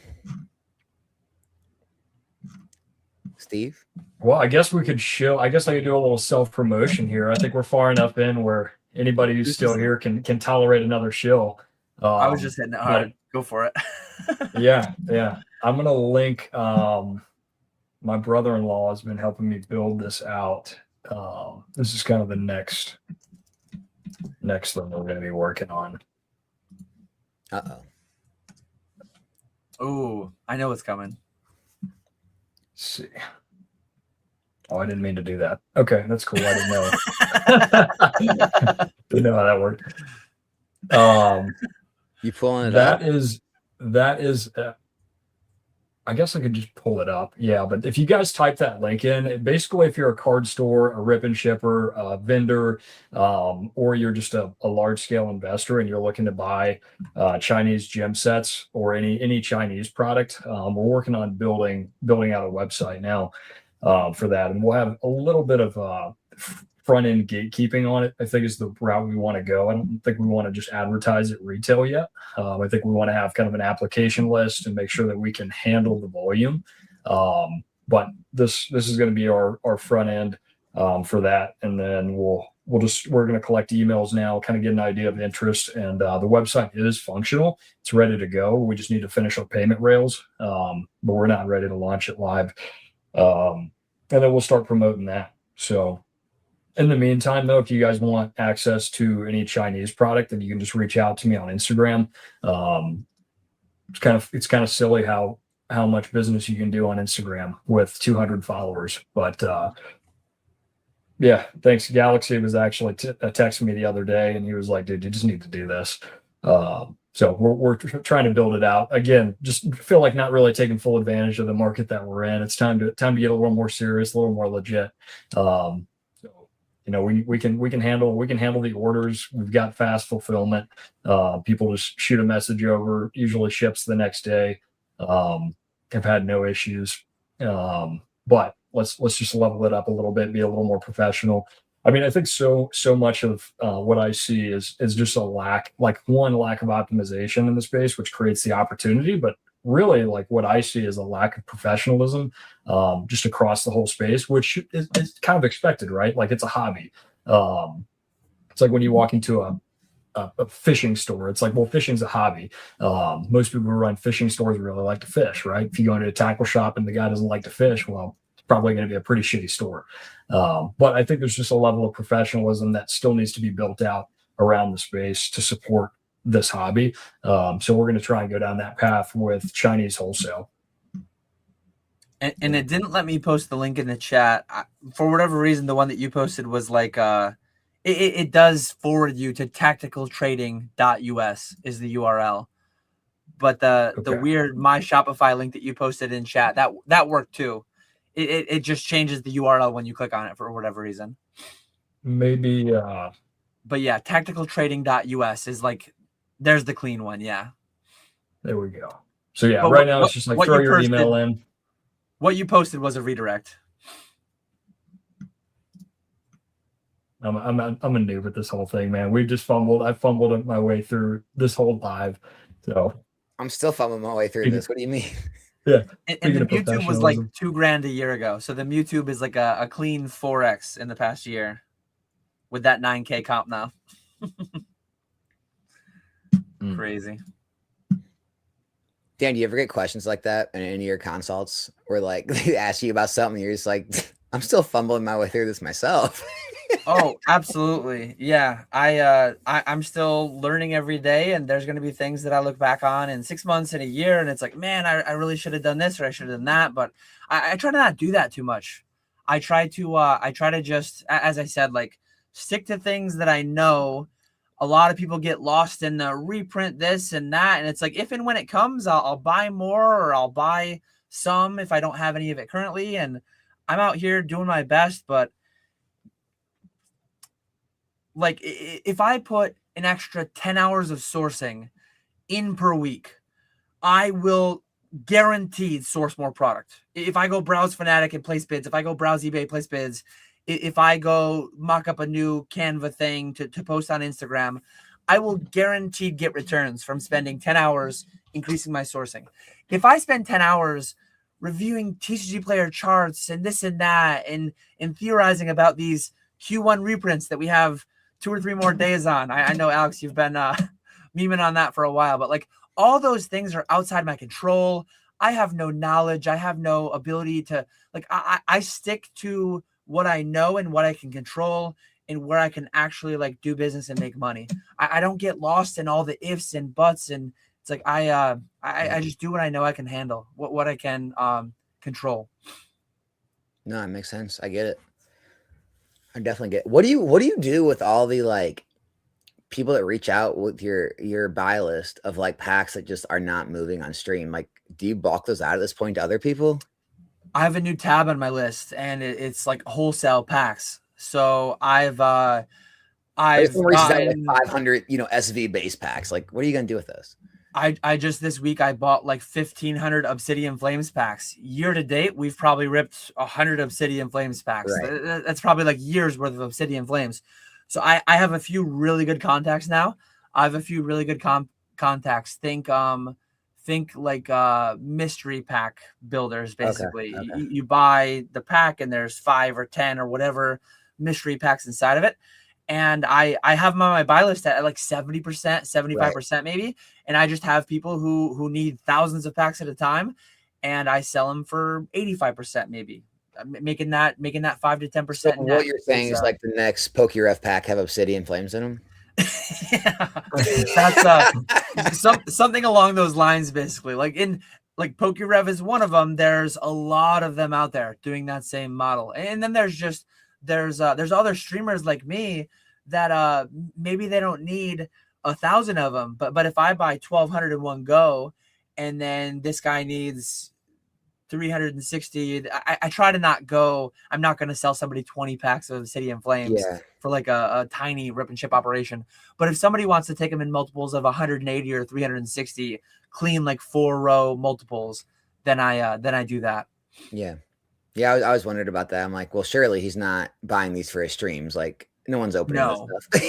There are many sets that I buy in excess quantity of my streams, and if and when they pile up too much, like if I'm buying them at 70, 75%, there are certain people that I can call, text, email, whatever, and they'll just clean me out of everything at like 80% at worst. At least today, though, like in different markets, that's a different percentage. And in different markets, my buy list floor today is like 70% on most sets. Most sets are 75 or higher. A couple sets are 70.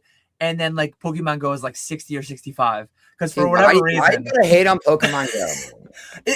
I know it's a meme with your channel. You just had to bring up Pokemon Go. It's not even just a meme. We literally sell none of it. And I don't know how the market price is as high as it is, because like we don't sell any of it personally on the live streams.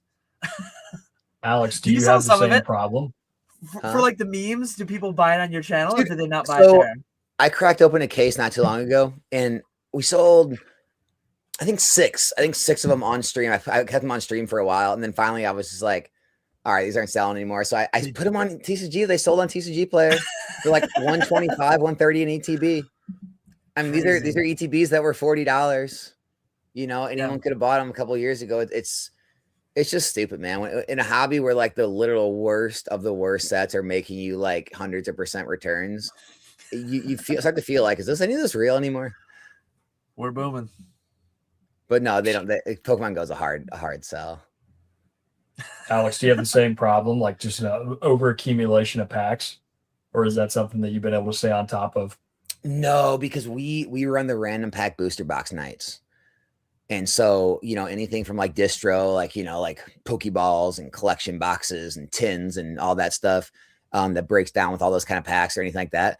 We use them in the random packs because the good thing about all those packs, other than Obsidian's a weird one, but like, you know, things like everything's rising now. It didn't used to be like this a couple months ago, but like SV Base and Paradox and Temporal, Twilight, Surging, they were very cheap. And so, you know, being able to put cheaper packs in the breaks allows you to be able to get bigger prizes. And so that's what I would use a lot of that stuff for. I'll run them in the random packs. And that's how I move a lot of them. And then sometimes I'll run like bounty nights on like a Greninja from Twilight or a Pikachu from Surging. And we'll move through a lot of those when I get like heavy on those packs. But yeah, I just, if I was going to do more what Dan did and like find buyers, I'd probably take a lot more in, but you know, not having that outlet, I just don't take a lot of that stuff in. Like I'll turn them away. I'll send them to Dan. Actually, I sent Dan a couple of collection buys and he made deals on them recently. I've got cash flow is always one of my biggest things that I've got going on. Just like, what do I need to send to Golden? What do I need to send to DC? What do I need to keep everything going? I've got that backstop of the $250,000 Chase line of credit now. But I have 3 collections in my inbox right now that feel like they're fairly likely to come to fruition. 6-figure, 3 simultaneous 6-figure inventories. I'm talking slabs, singles, sealed. I'm talking PC ETBs, Sword Shield cases, SV cases, everything. And it's just, I'm always like keeping an eye on all that stuff. And it's a lot, but it's fun. It's and I'll be able to do more of that, but like, you know, you got PK and Ponga and Beerski and you know, Spat and everybody streaming for you. So like I'm on stream for roughly like, I'll be in trouble. Yeah, like most days, like Monday, Monday I got Eli stream. So like Monday through Thursday, I'm on stream twice a day for at least like 7-8 hours. So like 7-8 hours of my day is just on camera, not to mention making the content piece for that day. So it's like I don't have it. I just have enough time to source for my own streams. Like if I was doing all kind of collection buyouts and all kind of sourcing for all different reasons and dealing with all that, I don't know if I would have a time for it. Like I would have to pass the streaming off to someone else. And that's where you need to make the conscious decisions of like what meets my threshold and what doesn't meet my threshold. And going back to like, it's not always like, hey, this pays me $25 an hour. This pays me $30 an hour. So call it 25. Because sometimes the $25 an hour task builds your brand, put your name out there. Because one thing somebody's going to say is, Dan, you're saying right now that $30 an hour selling Charizard sleeves doesn't meet your threshold, but you're also on a live stream where you're making no money, right? Well, there's 2 aspects to it. Not everything's money. I'm here with my friends having a good time. That's part of it. Like I work from home alone. I don't have water cooler talk. I need to engage with other humans to some extent, right? So that's part of what my YouTube live streaming is. It's literally socialization so that I don't go crazy inside my own thoughts. But the other aspect is because of my channel, even though directly my YouTube AdSense is a few $100 a month, my eBay partner network affiliate links, few $100 a month, whatever. So the direct dollars an hour, very, very low, but the indirect is massive. So many of my people that I buy collections from, buy packs from, people that can sign with me, they come from YouTube. They come from Instagram. So if I look at it at face value, I might say that my YouTube engagement, my average YouTube engagement, if I'm making $800 a month between ad rev and affiliate links and whatever, $800 a month between Poke Flips, between guest appearances, between my video, I might be making $20 an hour. But then if I look at buying a $50,000 collection and consigning most of it and sending it to the live streams and making 10%, it might only take me 4 hours to make $5,000. So I'm making 1,000 something an hour, right? Well, that's kind of unfair because that collection only came because I made $20 an hour on YouTube. So you like, if that makes sense, I have a future video plan for my channel. I've definitely talked about it before on my channel, but it's something that I'm going to talk about again in a different framing. But that's something that you consciously need to be careful of doing. Don't call off some aspect of your business that maybe at face value is ugly and it's not making much money, but it really is building something else that will lead to something more fortuitous, I guess, if that makes sense. And then even just the fun aspect, like if you just love tinkering and sorting bulk and you're doing it while you're binging that Netflix show, you're doing it while you're watching March Madness, and it might only make you $20 an hour, but you're doing it while you're watching the March Madness basketball games. It's like that's fair too. Like that's very fair too. I mean, YouTube for most, like I would say, people in the like the Pokemon business space, it's going to be one of their lowest like revenue sources, right? Unless you become like an actual like content creator and you're PokeRev, your Coops collections, or Deep Pocket Monsters, you're making crazy money. But it's just like it's the thing that drives everything else. It's just like it's what drives your streams, it's what drives your collection buys, it's what drives your sourcing, it drives like connections you've made. I mean, put it this way: I have 2 distributors now. They both reached out to me through my YouTube channel. Yep. That's how I got it. Everyone's like, how do you get a distributor in this market? I don't know. Well, how'd you do it? They reached out to me. Why? Well, because I have reach and I'm on YouTube every single day. I do live streams every single week. And, like that's truly how, or like, any other, I mean, I don't know. Like, I don't know if I would have got, found Galaxy Grails and partnered with him, and doing these digital rips with him if, I wouldn't have been streaming all the time on YouTube, always making content. And it's just like, YouTube, the ad revenue, it's like, it's not a ton of money, but it's just like, it keeps you going, keeps building onto other things. And so I 100% agree with that. Like not everything has to be a profit center.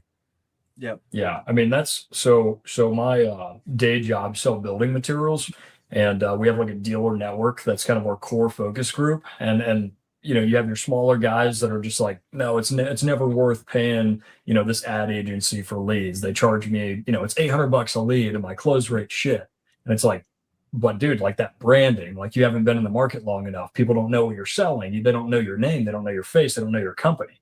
And like, yeah, YouTube is very much that. And that's like really what I need to take more advantage of is just getting the brand out there, getting my face out there, let people know who they're working with when they just wire me 15 grand. Like, that's a tall order, right? But like, Dan, how many people just like don't even think about it? I would send you my entire collection right now if I wanted to sell it, knowing they're going to pay me out. Like the value there is insane, right?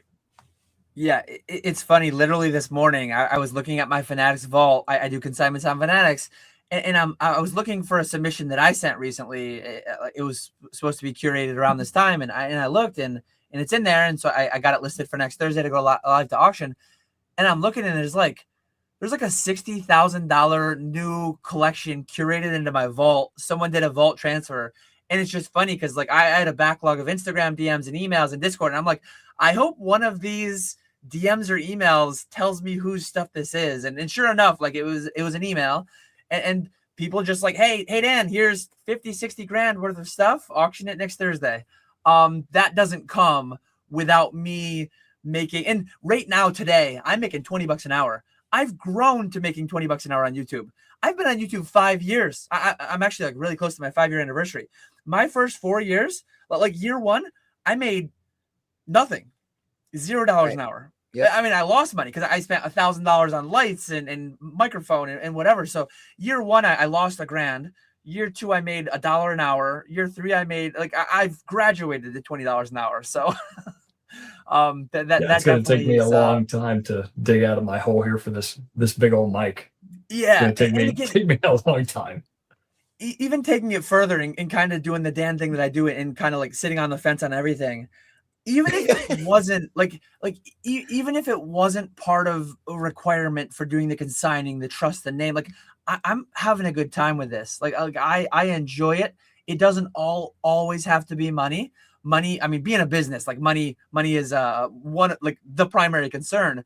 But I'm a person too, and I need to, and Alex, I think you mentioned this recently in one of your live streams with Eli, was like sometimes people will talk about well they vend because it's a vacation, it's fun, and once they like bring in the fun thing, like you can't argue that. Like you can't argue.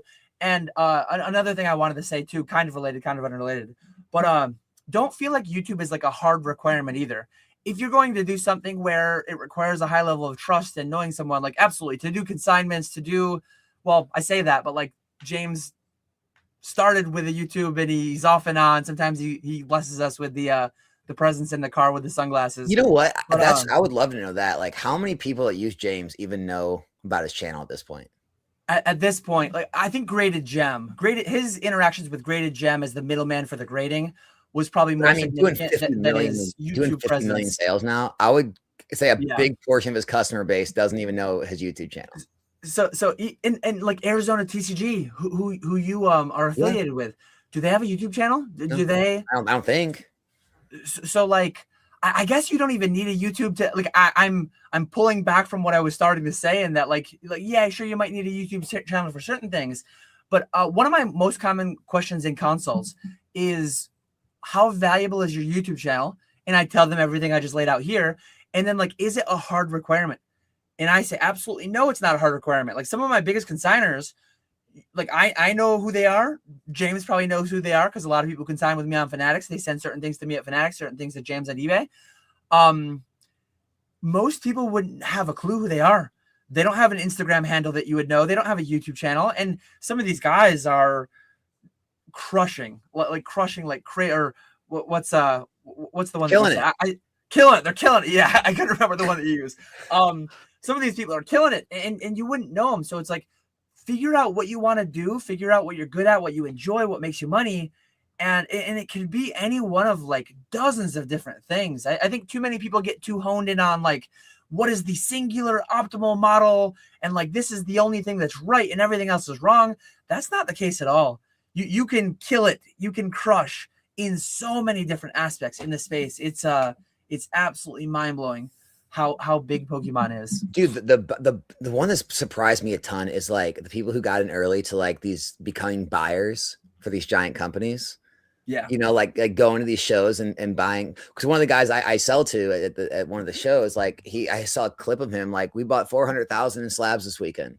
And it's like they buy just like hundreds of thousands of dollars in slabs at a Collecticon. Make a few they percent. immediately have a buyer for it that they make whatever they make 5% on. It's like, do the math. Like these guys are making crazy money by literally taking this and giving it to them. And that's all they do. And it's just like, there's that going on. And other people will be like, it doesn't even seem possible, but it's happening, you know? And it's funny what you say about having like a name though.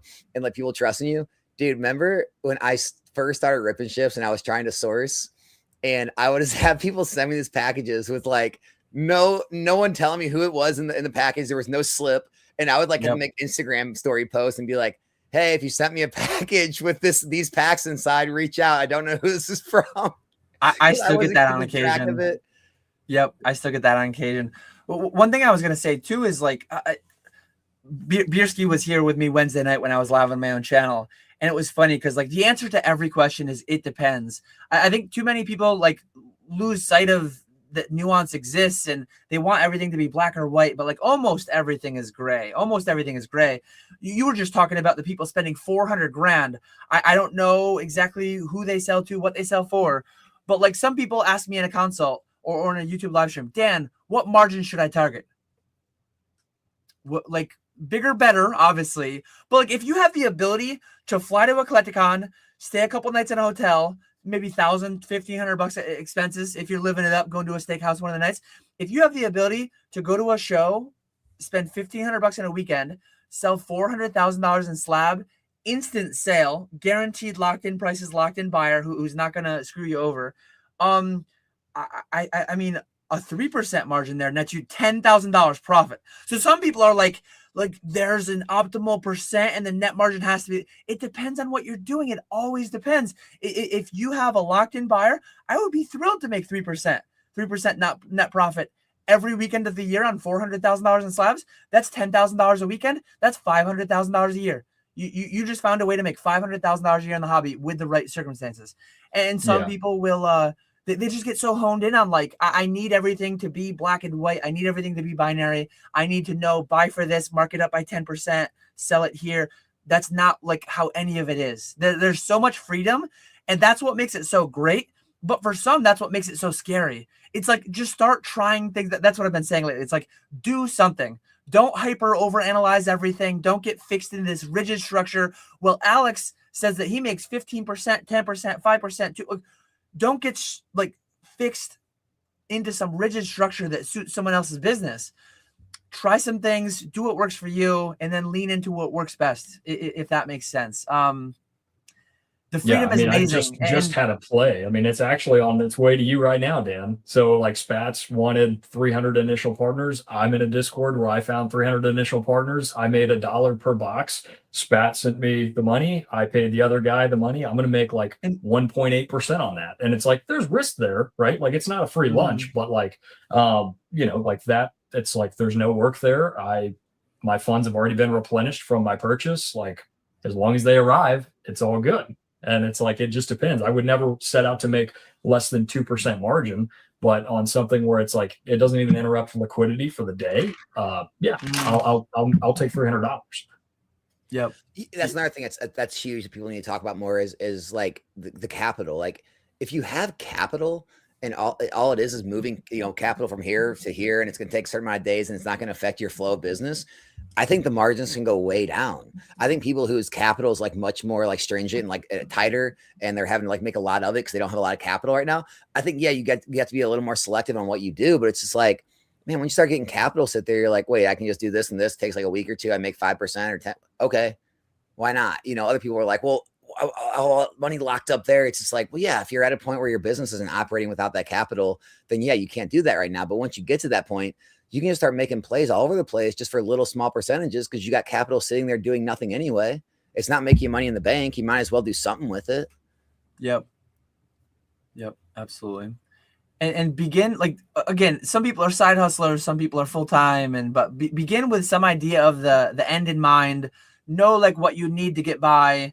Know what meets your threshold, your personal threshold for your business, for your side hustle. Like, hey, if I can't make $20 an hour in Pokemon, I can take extra hours at work.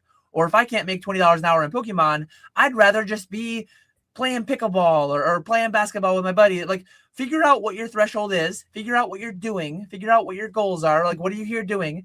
And then go seek out activities that meet that threshold. Sometimes I get pushback on the whole SMART goals. Like theoretically, I would be thrilled if you had talked to me 5 years ago. I would have been thrilled to like I only need to make 50 grand a year in Pokemon full time to like justify staying full time Pokemon.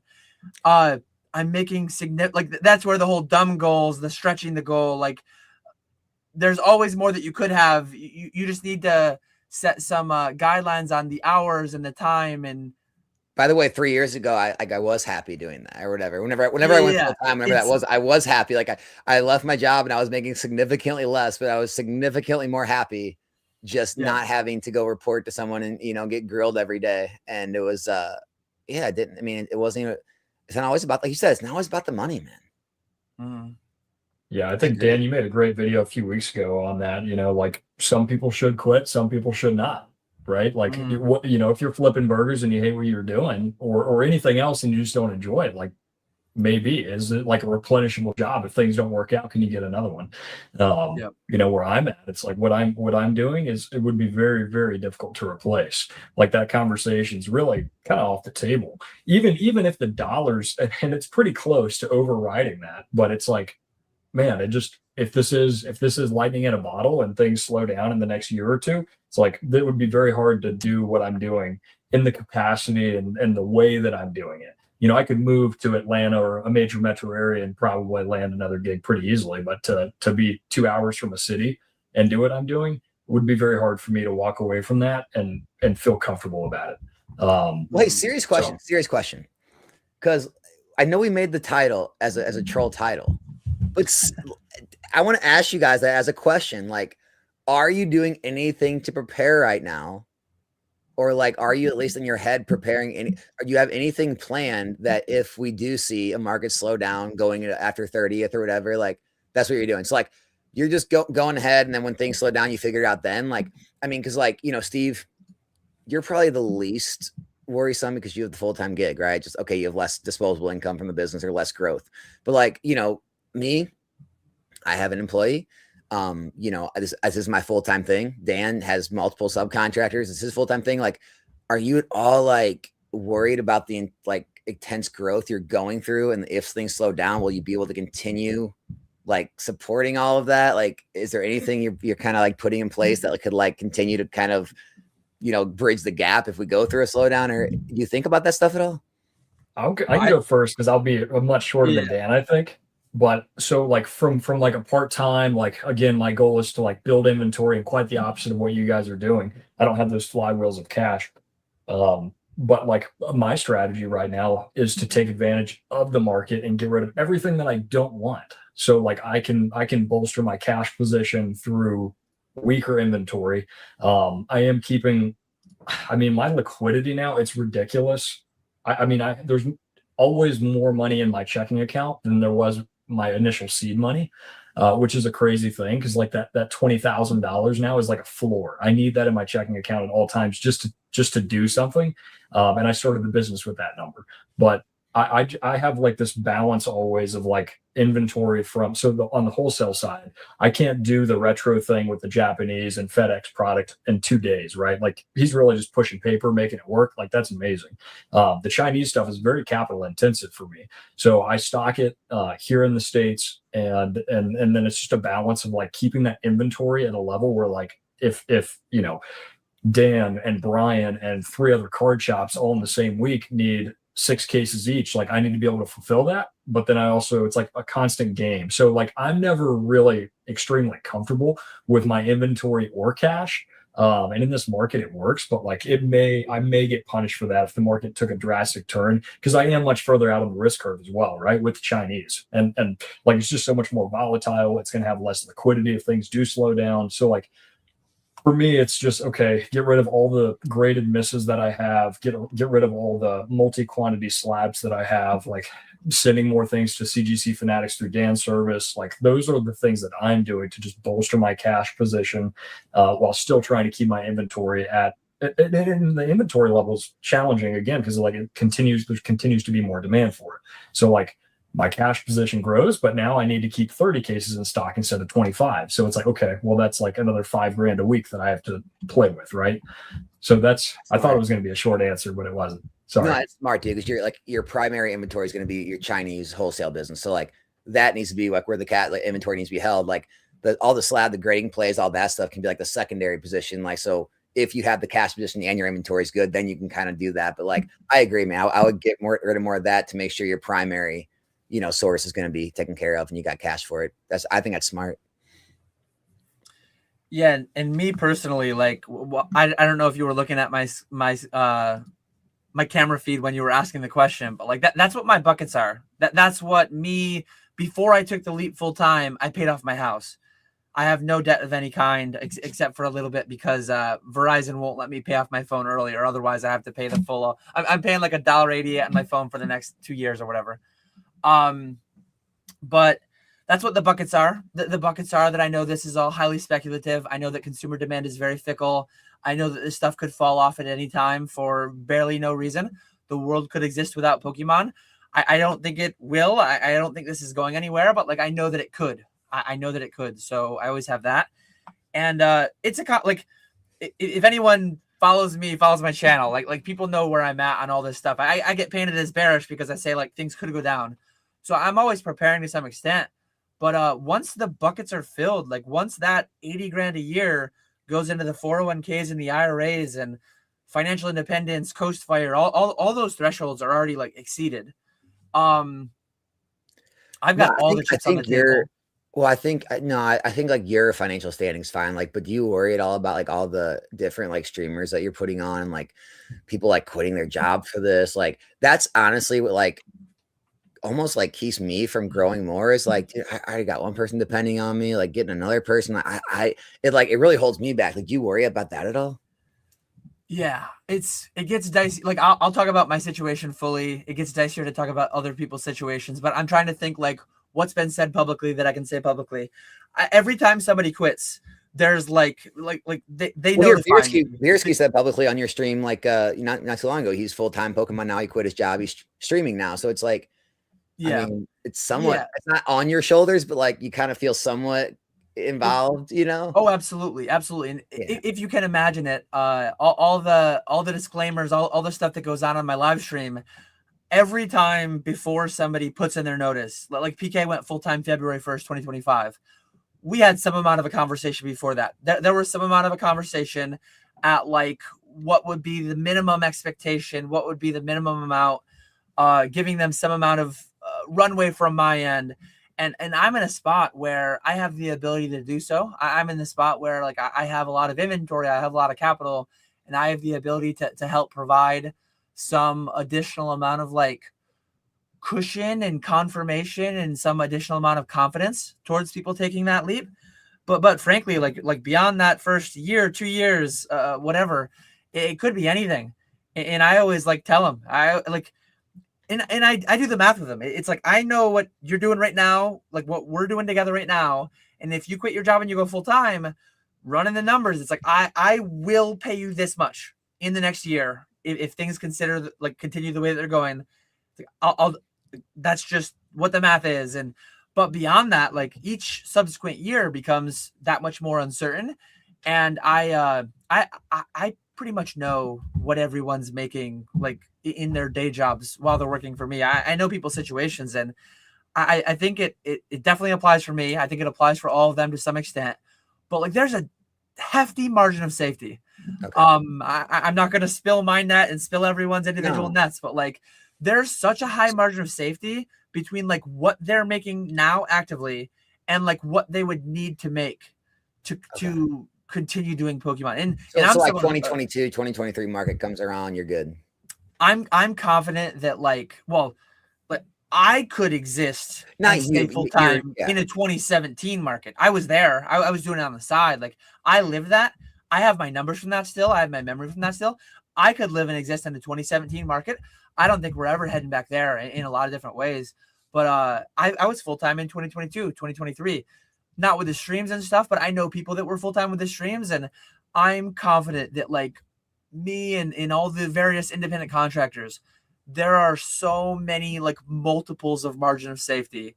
But I've told them too, like if and when like things ever turn down and start getting tight, and if and when they ever have the thoughts of like brushing off their resume and updating, like get a hold of me. Like there's so many things in the back of my mind. There's so many things like on my, I've got a little notepad here of all the things that I write down through the day that I think of. There's so many opportunities that I'm not currently pursuing that if and when the market starts cooling some of those will go away naturally if the market cools. Or if and when I ever have more time, or one of them is looking for something, or I'm looking for something. There's so many other things that could be pursued if and when. But like long enough timeline, will one of the independent contractors eventually decide like going back to the workforce, either because the boom wasn't booming as hard or because of other circumstances? On a long enough timeline, I mean, it almost becomes a certainty at a certain level of. I'm up to 7 independent contractors at this point, right? That's guys. Dan's always been more bullish than me. It's the truth. He just pretends he's not. So, Alex, what are you doing, man? Dude, I'm hesitant. Like I don't want to put anyone in a position to where they leave their job.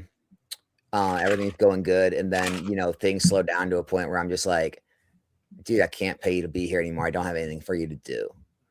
And like I don't know, it worries me. Like I'm kind of like Dan at this point where it's just like I don't worry about me or my wife at all. Like we're completely out of the question. Like we're pretty largely set up at this point. Like I mean, business could fall off like in 90% and we'd make our bills type thing.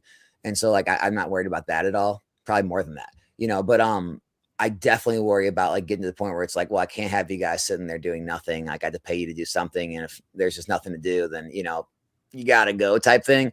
And like, so I'm worried about that, like coming where there's just like not going on, or like, I can't think of enough things for them to do to like, bring in enough revenue for the business to make sense for them to be there type thing.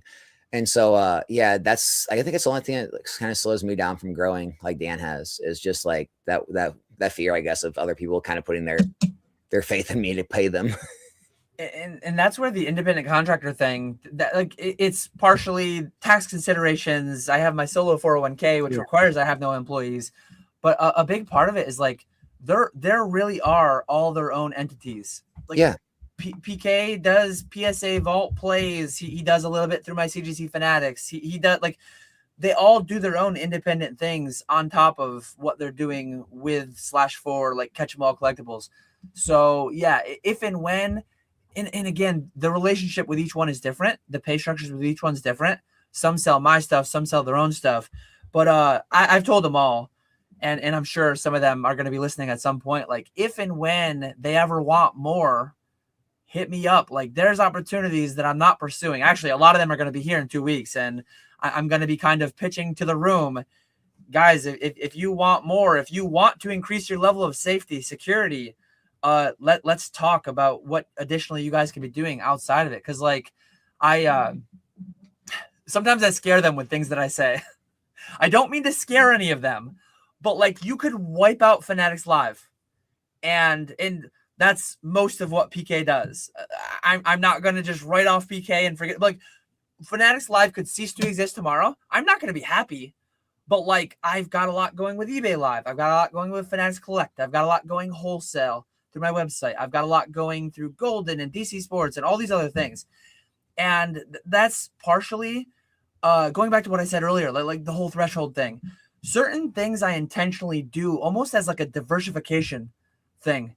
It's like eBay Vault. eBay Vault used to actually be one of my larger segments. Troll and Toad Evo used to be one of my larger segments. And if Troll and Toad Evo existed for 3 more years than it did, that would have become likely. I was on a path for that to become over 90% of my business.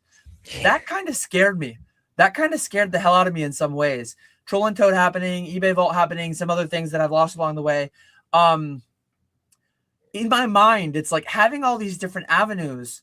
It's a diversification play, because if Whatnot buys Fanatics, or Fanatics buys Whatnot, or if one of these things just ceases to exist tomorrow, the overall operation is still fine. And if and when one of the individual independent contractors is like, oh crap, they were 100% on that sector, that wing, I will find a way to weave them into the others. Like, we are very much like a team situation, and just, again, the margin of safety is so high that like my confidence level of these guys quitting their jobs to work largely with me as their primary means of salary. I think it's like it's definitely a stress, but I think it's like in a good way. I think it's like a motivational thing. I'm not like falling asleep at night panicking. Some of these guys have kids and wives and their own families, and like, to some extent that's a little bit like, it's a little bit scary, but more from a motivational side than anything, honestly. Yeah, I think that's like the sign of a true entrepreneur, right? Is being able to like carry that burden, right? Because you are responsible for 15, 20 mouths by the time you take the wives and kids into consideration, right? Like, that's definitely something that I respect. And your dynamicness, Dan, and over the last couple of years, I mean, I was going to bring that up if you didn't. Well, you've changed your model so many times. Just doing like essentially what I'm doing now in the onset of your business to just this evolution of like Mega Dan. It's pretty cool. It's very cool. And what Quilly said in chat too, like, I'm confident.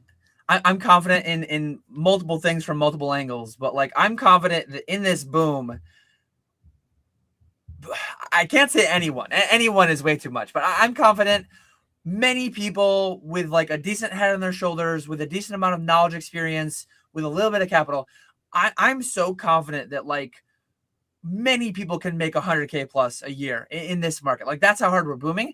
And then additionally, like I don't think any of my independent contractors need me at all. We're leaning on each other. But like, I think the sum is greater than the whole is greater than the sum of its parts. I think that's the relationship that I have with all my independent contractors. But I hope this doesn't happen someday. I mean, if I go away, I mean, that happens every day. Some 35-year-old doesn't wake up the next day, right? Hopefully that's not the case, but like, I'm confident that these guys on their own could do something for themselves, could operate their own business and meet their thresholds for their own families. Like, I don't want that to be the future. Obviously, they don't want that to be the future. But if and when like these guys that I'm working alongside, like they're crushing. They're killing it. Yeah. No, I agree. I think that's what it definitely holds me back. It holds me back for sure. You know, like I've gone tons of times in my life with literally no income, like where I've been like in between things or starting a new business up, and like the risk never bothers me. Like personal risk for myself, I don't know. I'm always like very confident, and like I can always go bring in money doing something type thing. Yeah, I don't know. I don't know why it's like a brain block for me, like worrying about like, you know, being responsible for like other people's income. I guess I need to get past it. That's where you got to get them set up as their own entities, independent contractors, buy their labor in certain, like, I love that setup for so many reasons. Yeah. For sure, man. Well, gentlemen, is there anything else you guys want to dig into? I mean, we're at 2 hours. I feel like this has been a great chat. Look at Brad. Look at Brad. 10 minutes. Dan paid sales tax at the card store the other day and came to find out he's still making payments on his cell phone. We are going to find out the beard is fake soon. So here, I might actually, if my wife's listening, she's going to be like, it's going to happen. You paid sales tax? So we went to I don't have the sealed one because we opened it, but I bought me and Bierski Wednesday went to a card shop near me, and they had first partner collections for $40. I wasn't going to ask them over a $40 buy. Do you take reseller certificates to save $3 in sales tax? But we each bought the Series 1 illustration collection. I got the Kanto in mine. And Steve, this is a good time for you to shill. Do you still have those available if people want to buy them wholesale? No, I don't. I'm doing it all on my own now. I gave everybody a window last night, and this is like what I was working on before, but that's like 600 of these decks. So stand by, Dan. You're about to be inundated. Are those CPC Fanatics action? Yeah, I'm gonna be. Are those English or Chinese or what? Yeah, they're Chinese. I think what made this product like not very well, I know exactly what it was. I mean, this came out on the same day the English variant did, right? Yeah. So obviously, and like the value proposition's like very similar because you get 3 of those in the English version, but the Chinese decks are just onesies. So yeah, I'm gonna grade all these myself and just call it. I mean, and this is like another thing that I don't want to drag this out for another hour, but I had like part of the risk with what I'm doing. It's so frustrating. I had all these products en route, and before they even got to me, my supplier had dropped his price by like 35%. And it's just like, I mean, dude, you can't, and it's happened. I know some guys like Dan, you probably still have some of the stuff you bought initially from me. When this stuff was hot and it was expensive, it was like everybody wanted it. And now there's been a lot of guys that got a bad taste in their mouth with it because it's like, well, shit, man, it was, $2,000 a booster case and now it's down to $1,000. It's like, you're going to, that could be at $1,000 for the next 5 years. I mean, it may never go back to $2,000. So, there's a lot more risk with me bringing the stuff in country, but I don't know. I think there's enough opportunity there for me to want to continue down this path and pursue that, even though there's much more risk than there is with English or Japanese. It is but lesson learned. I mean, it's really like I need to stay more like on the exclusive path, and if it's not exclusive, probably go tread lightly. That's just like at release, though, right? Like where it's like those crazy price drops. Yeah, but sometimes, man, like the stuff comes out and it's cheap, and then it skyrockets. So it's like, what are you gonna do? You're gonna not have it because like guys. Most of the time with Japanese, it starts high, it comes down. I mean, most of the time, right? But 6 months ago, it was quite the opposite. It was like, oh, you could get Gem 1 cases for like $400 or $500 a case, and then they went up to like $1,500. So it's like keeps you guessing. Yeah, it definitely does. But it's modern or the better. Shout out to PK. I mean, you got to have this stuff because like the streamers are going to want at least a couple boxes for the optionality for their customers. So I've got to do it. But if it's not exclusive, like much higher risk. I've learned a lot of lessons in the last 6 months. That's for sure. You got to pay for your schooling some way, man. I know it. Like it's in I know it. every single business. Like you pay, it's like you just figure it out along the way. You're gonna take some, hits here or there. I mean, a lot of times you don't even lose. It's just like, oh, I broke even. I had to do all that work and I broke even. Oh well, move on. That's the great thing about Pokemon. There's not a lot of losers these days. And maybe eventually there'll be again, but like these days, it just seems like everyone's making a profit some way, shape, or form. Do you want to chat for a minute before we end? It is release day. It's crazy that it's release day of an English expansion, and we haven't talked about it, right? Perfect Order. I got it. What a beautiful artwork on that box, right? I mean, come on, look at that. Some nicotine. What's your guys' favorite card? I'm waiting You got on a favorite case card? from Eli. That's all I've got. You got a favorite card in the set? I don't even know what's in there. Zygarde, right? I like the Starmie. Oh yeah, the Mega Starmie. That's right. The Patrick Star. Cool. Patrick Starmie. You know what's funny though? So I checked it this morning. I immediately got up this morning and checked it. There was people dumping it for like low 190s. And yeah, I saw that. It like went down to 190 and then it jumped back to like 220 in the set, like just an hour or two. Yeah, I did not think it would recover this quickly, but I mean that's the Pokemon market for you. You know what they did? They probably went into my Fanatics live stream this morning. We tried auctioning some packs. We auctioned a 9-pack lot for $25. $25. Someone paid sub wholesale. We moved towards auctioning boxes, but I want to say we auctioned a handful of boxes for like 150, 160 earlier today. So what are your 3-month price predictions for Perfect Order? I think it's the first domino to fall. I think that I'm gonna wait. The MSRP gang. I think they finally get the first notch in their belt. Could be wrong, but that's my prediction. I really don't. I don't love the turning every booster box into a stock chart, but that is where we're at. But I went hard on Phantasmal. Hard is relative. I bought 5 cases of Phantasmal from somebody in a Discord for $11.50 a case, like on release day or maybe a couple of days after. Look at it now. I'm not really even though it looks like it's a bad set. Dude, does the Meowth pop off for some reason in 6 months? Like I'm definitely gonna pick it up if it stays around here. I'm not bearish on it. I know you guys are like, from a streamer perspective, are you going to have high sell through? That's different, but I will be buying cases, but I'm not in a rush. I think it'll help out the sourcing. I won't have to source, as heavy on a new set, which is nice.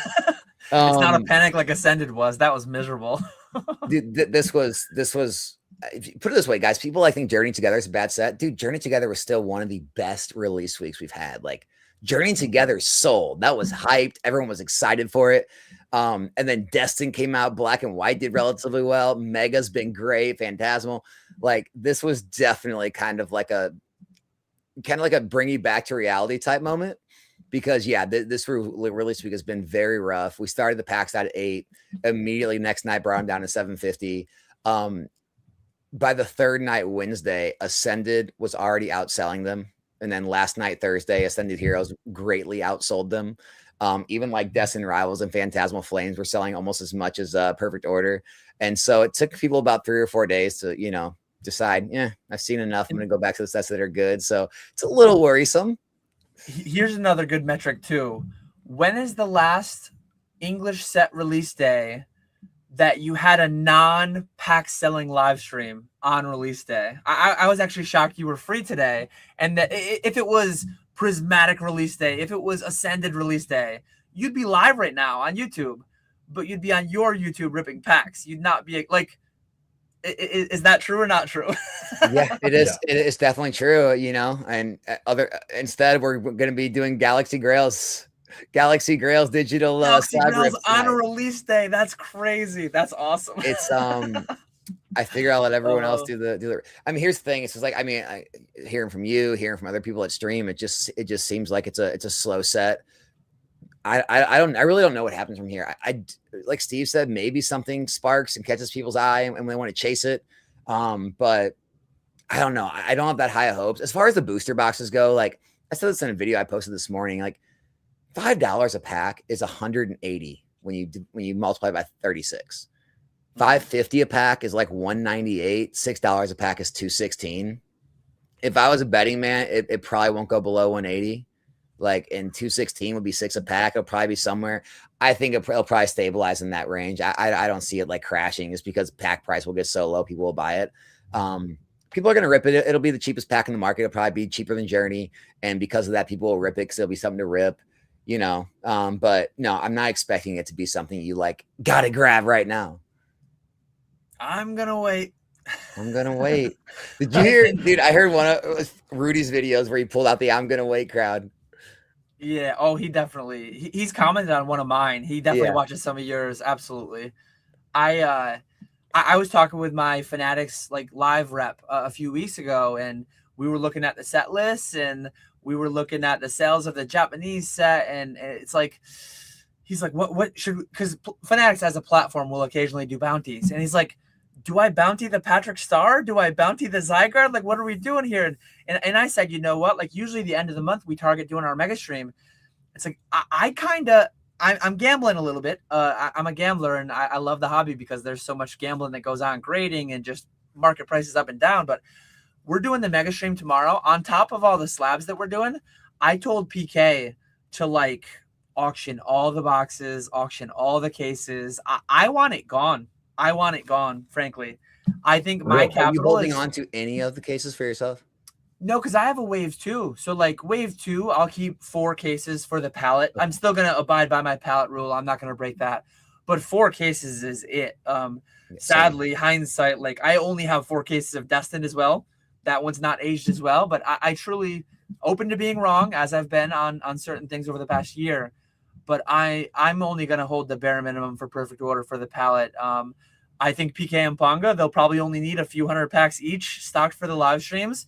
I'm going to be like, I think the boxes are coming down. I think the packs are coming down. I'm going to wait. I'm selling down to functionally 0 Perfect Order, personally. Okay, like but before the end of the weekend. Okay, but everything you have right now is from your distro. Mm-hmm. Well, I mean, you're not going to be able to source lower than that. So it's like, do you really want to sell it all out, or like we wouldn't rather keep it just to have a low like dollar cost per pack, and you can just sell it slowly as it comes? I don't think I'll have to source more. I think I'll maintain enough. I'll maintain a bare minimum to get me to wave 2. Wave 2 will hit, and then I think I'm not gonna have to openly source this because, as you said, like I think by next week, usually when a new set comes out, moderner, betterer, next set, best set of all time, I think Perfect Order will be being outsold. I mean, you mentioned it's already happening for you.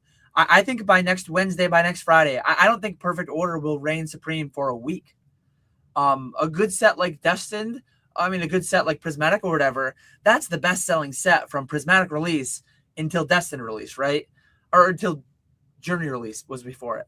I think a good set, and then Journey will be on top for a couple of weeks, and then Prismatic will go back on top, and then Destin comes out, and then that's on top for a month straight, and then maybe Prismatic ekes it back out, whatever. But I think and the next one too. I'm not a big spoiler guy. I know you're not either, Alex. Isn't the next one fairly? Do you guys open every Japanese set? Ninja Spinner, right? Ninja Spinner's not doing well for us, dude. That was the first one I haven't ordered in a while now. Like Nihil Zero did so bad that I ended up just selling off the sealed boxes I had on TCG Player at a loss.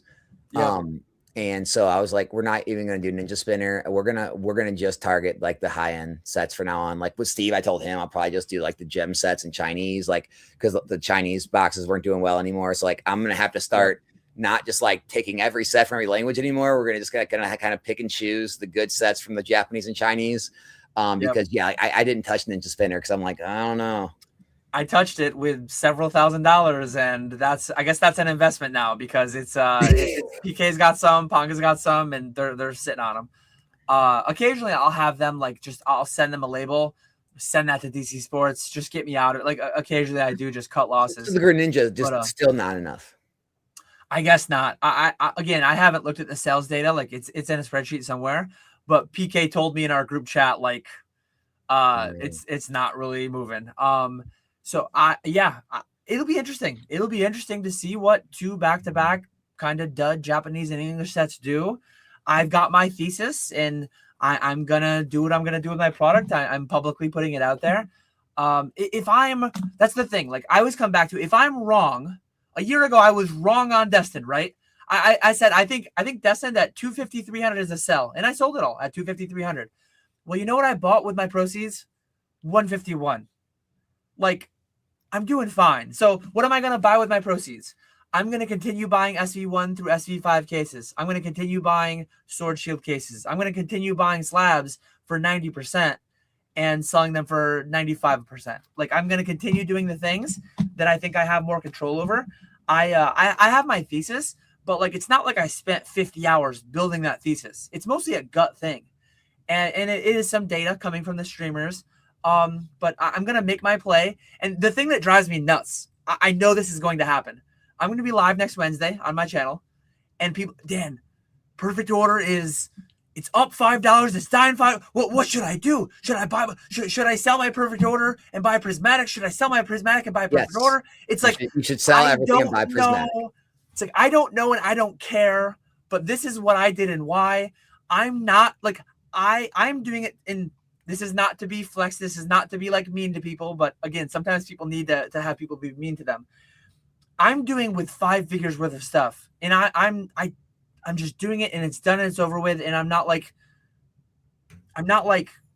stressing over the particulars and the details and the outcome, even, frankly, because I don't control it. But it's not mean, though, right? It's no matter what level you're at, it's the same thing. Because like, if you're doing it with that large positions, well then okay, you lose, or don't make $10 or $15 a box. If someone isn't doing it with that large a figure, they're losing literally $5, $15, whatever it is. It's like, you're not going to tell me that you have money to buy a $200 booster box and losing $15 on it hurts your life that much. Like, just stop. Just stop. There will be people that watch 27 videos over the next month about perfect orders, TCG player, daily chart pricing. And I'm not even knocking the people who do that. Like, there's a demand for those videos. You do some of them, Alex. But there will be people that over the next month, they watch 27 videos and they like lose sleep. And it's like, they're doing, it's like they have one box or they have one case.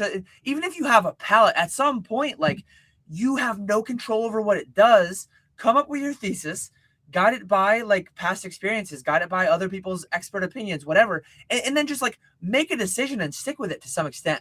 Like it drives me crazy. And that's kind of like part of being in the space. But I'm like preparing myself for the next month, the onslaught of the live stream questions. And I still have people coming back. Like I have videos, I have live streams from a year ago. I have people that must have a calendar alert in their phone. Every month they come back and they comment on the thing about how wrong I was on Destin. It's like, dude, what the F is wrong with you? What are we doing? It's like, move on with your life. You doubled your money in a year that most people 5x their money or triple their money. It's like, I bought 151 packs instead. Like, what do you want from me? Go away. People are so wild. It blows my mind. So there's my end of the work week rant. I had to get it off my chest. How's it going, Brian? Well, hey, Brian, congrats on your little girl, man. Hope everything's going well with that. Dude, so, I mean, Dan, remember you used to always say, like, that you don't like to go back, like, after the sets have already moved. So you're actively still, like, trying to buy and invest in sword and shield cases, even though, like, at the prices they are? In context of when I said that I generally don't go back, that's when you could buy boxes. Like, I probably made that video around when I made the palette video 2 years ago.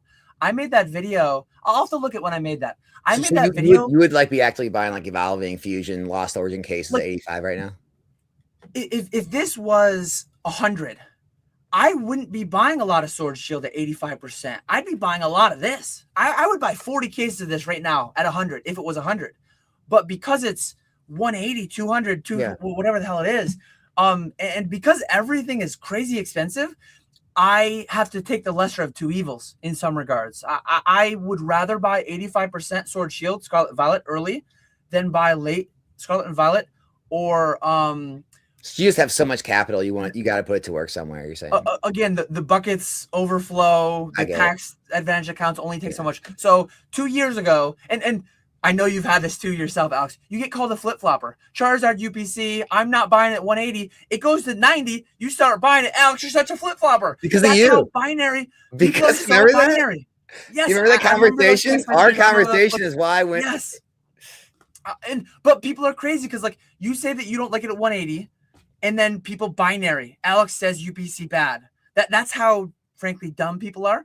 Alex said UPC bad. I blindly follow Alex. He's my preacher. That's the gospel today.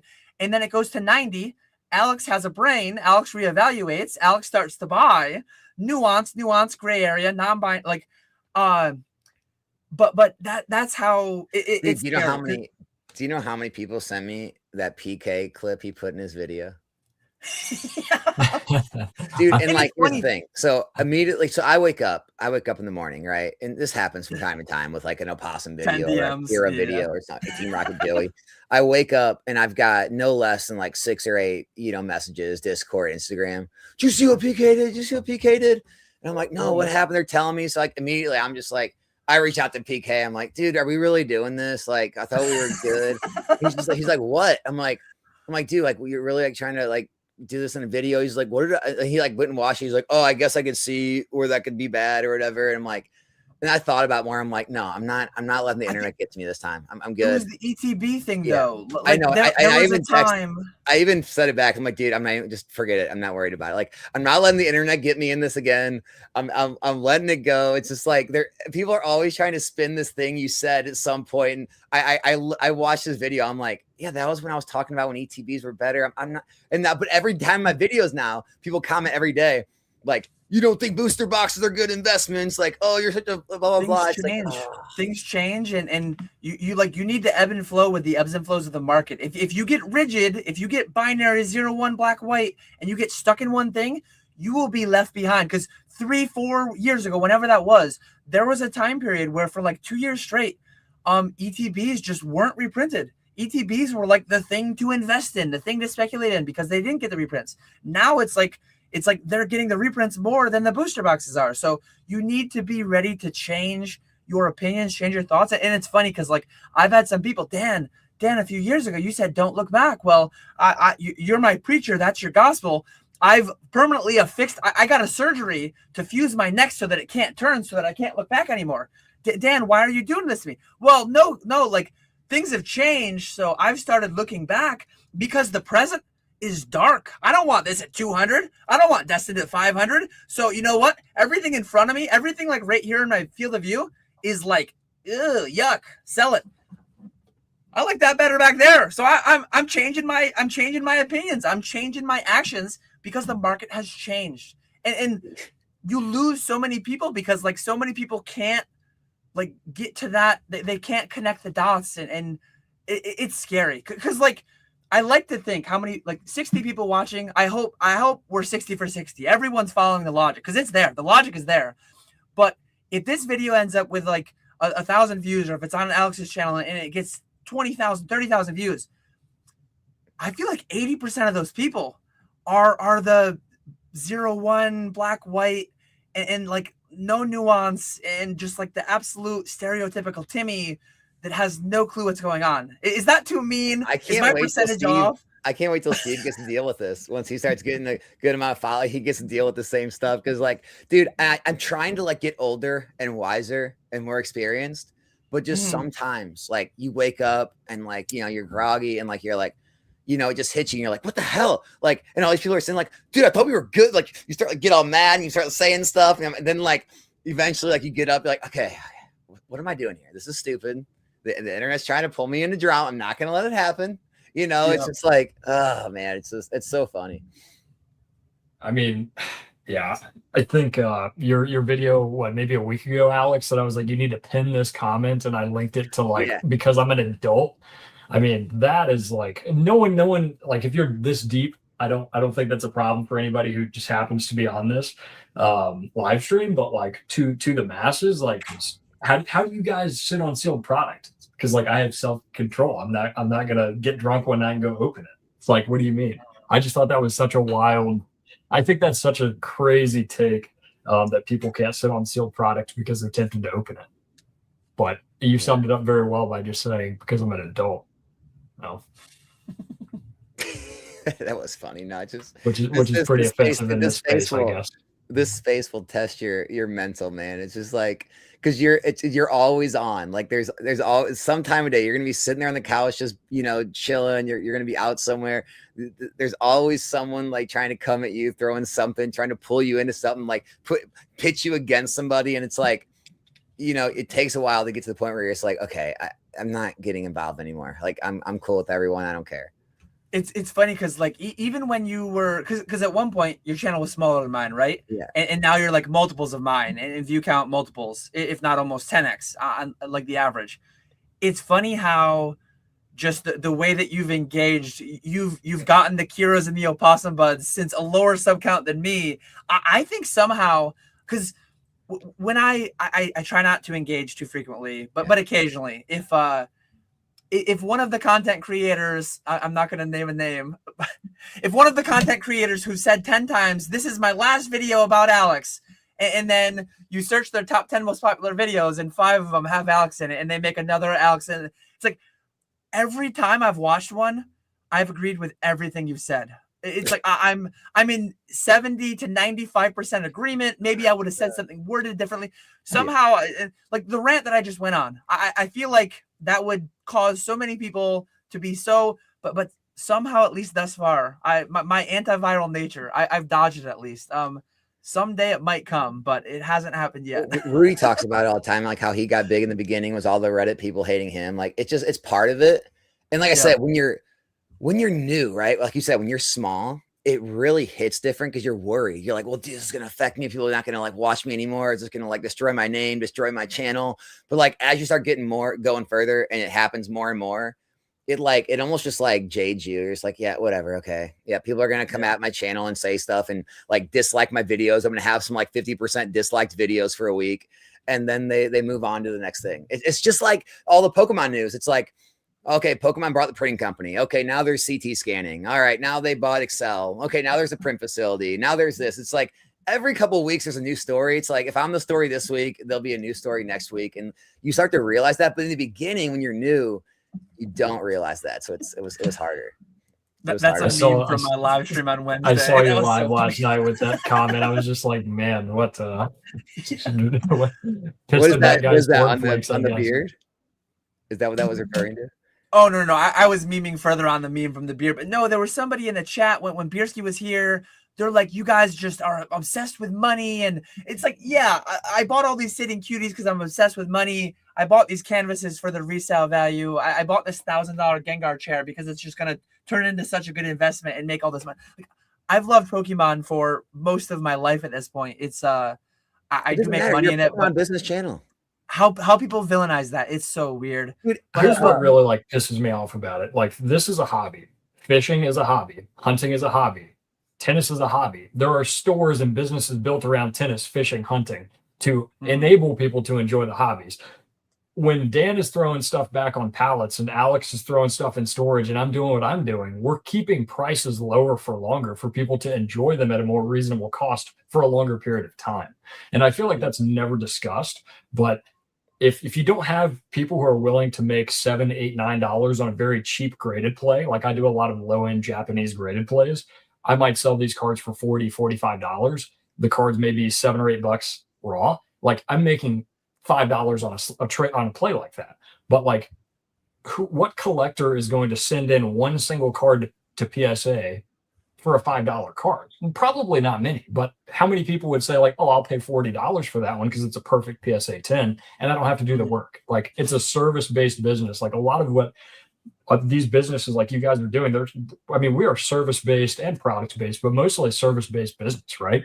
And I think like that's just a strange thing that nobody discusses, is that just because it's a hobby doesn't mean there can't be businesses built around it. That's so ridiculous. Dude, it'd be like going to a restaurant and trying to calculate what every piece of food on your plate costs and be like, you guys made $10 off of me. It's like, yeah, it's the whole point here. It's a business. It's like, it's so goofy. Yeah. I don't know why we've got to that. And then the other thing about like this whole thing, I watched like some of Graham Stephan's podcast at Ice Coffee Hour.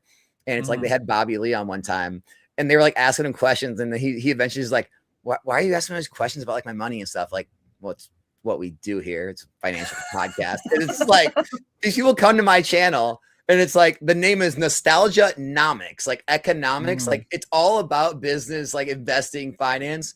And you come here and it's just like, all you talk about is investing in money. Like, why don't you talk about the hobby? It's just like, I can point you in the direction of the channels that do that.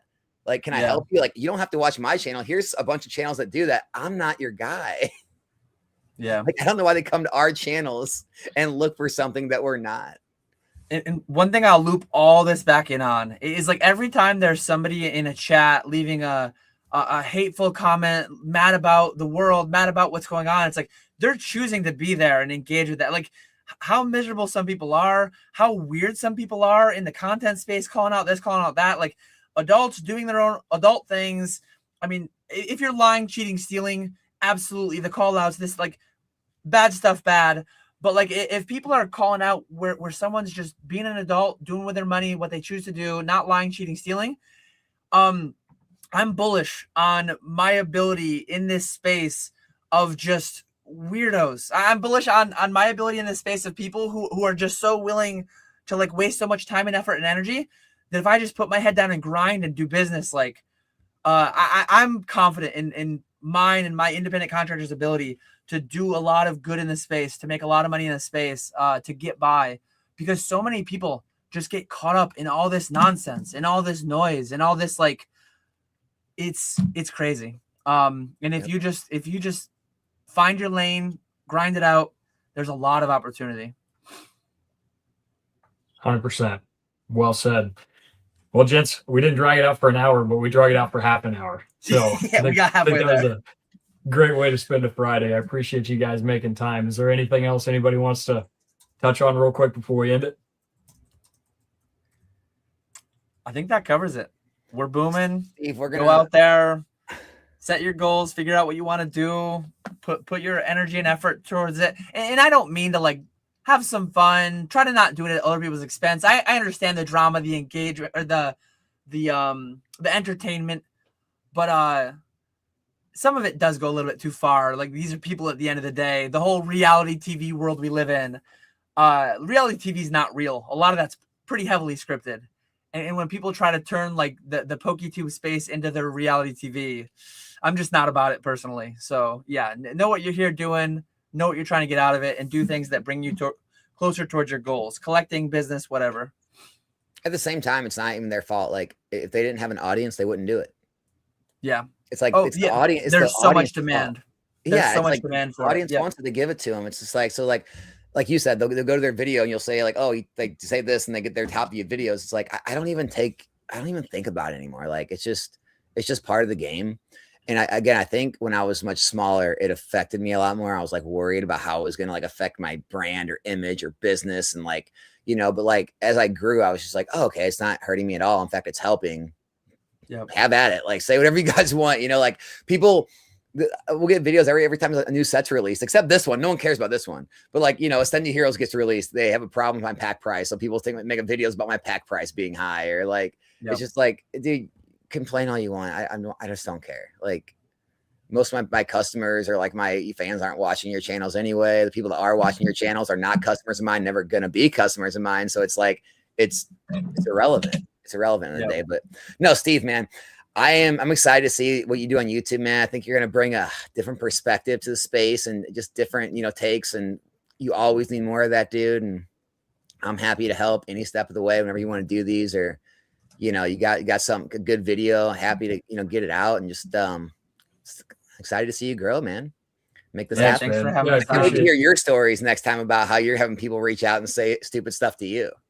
There you go. I don't know if we'll be getting that big, but yeah, I hope I can provide a little bit of value. And you know, I think I've learned a thing or two over the last few years, and the numbers look good. So try and bring some value and not make too much fluff content. But appreciate you guys both for being here and helping us out. And we'll catch you guys soon.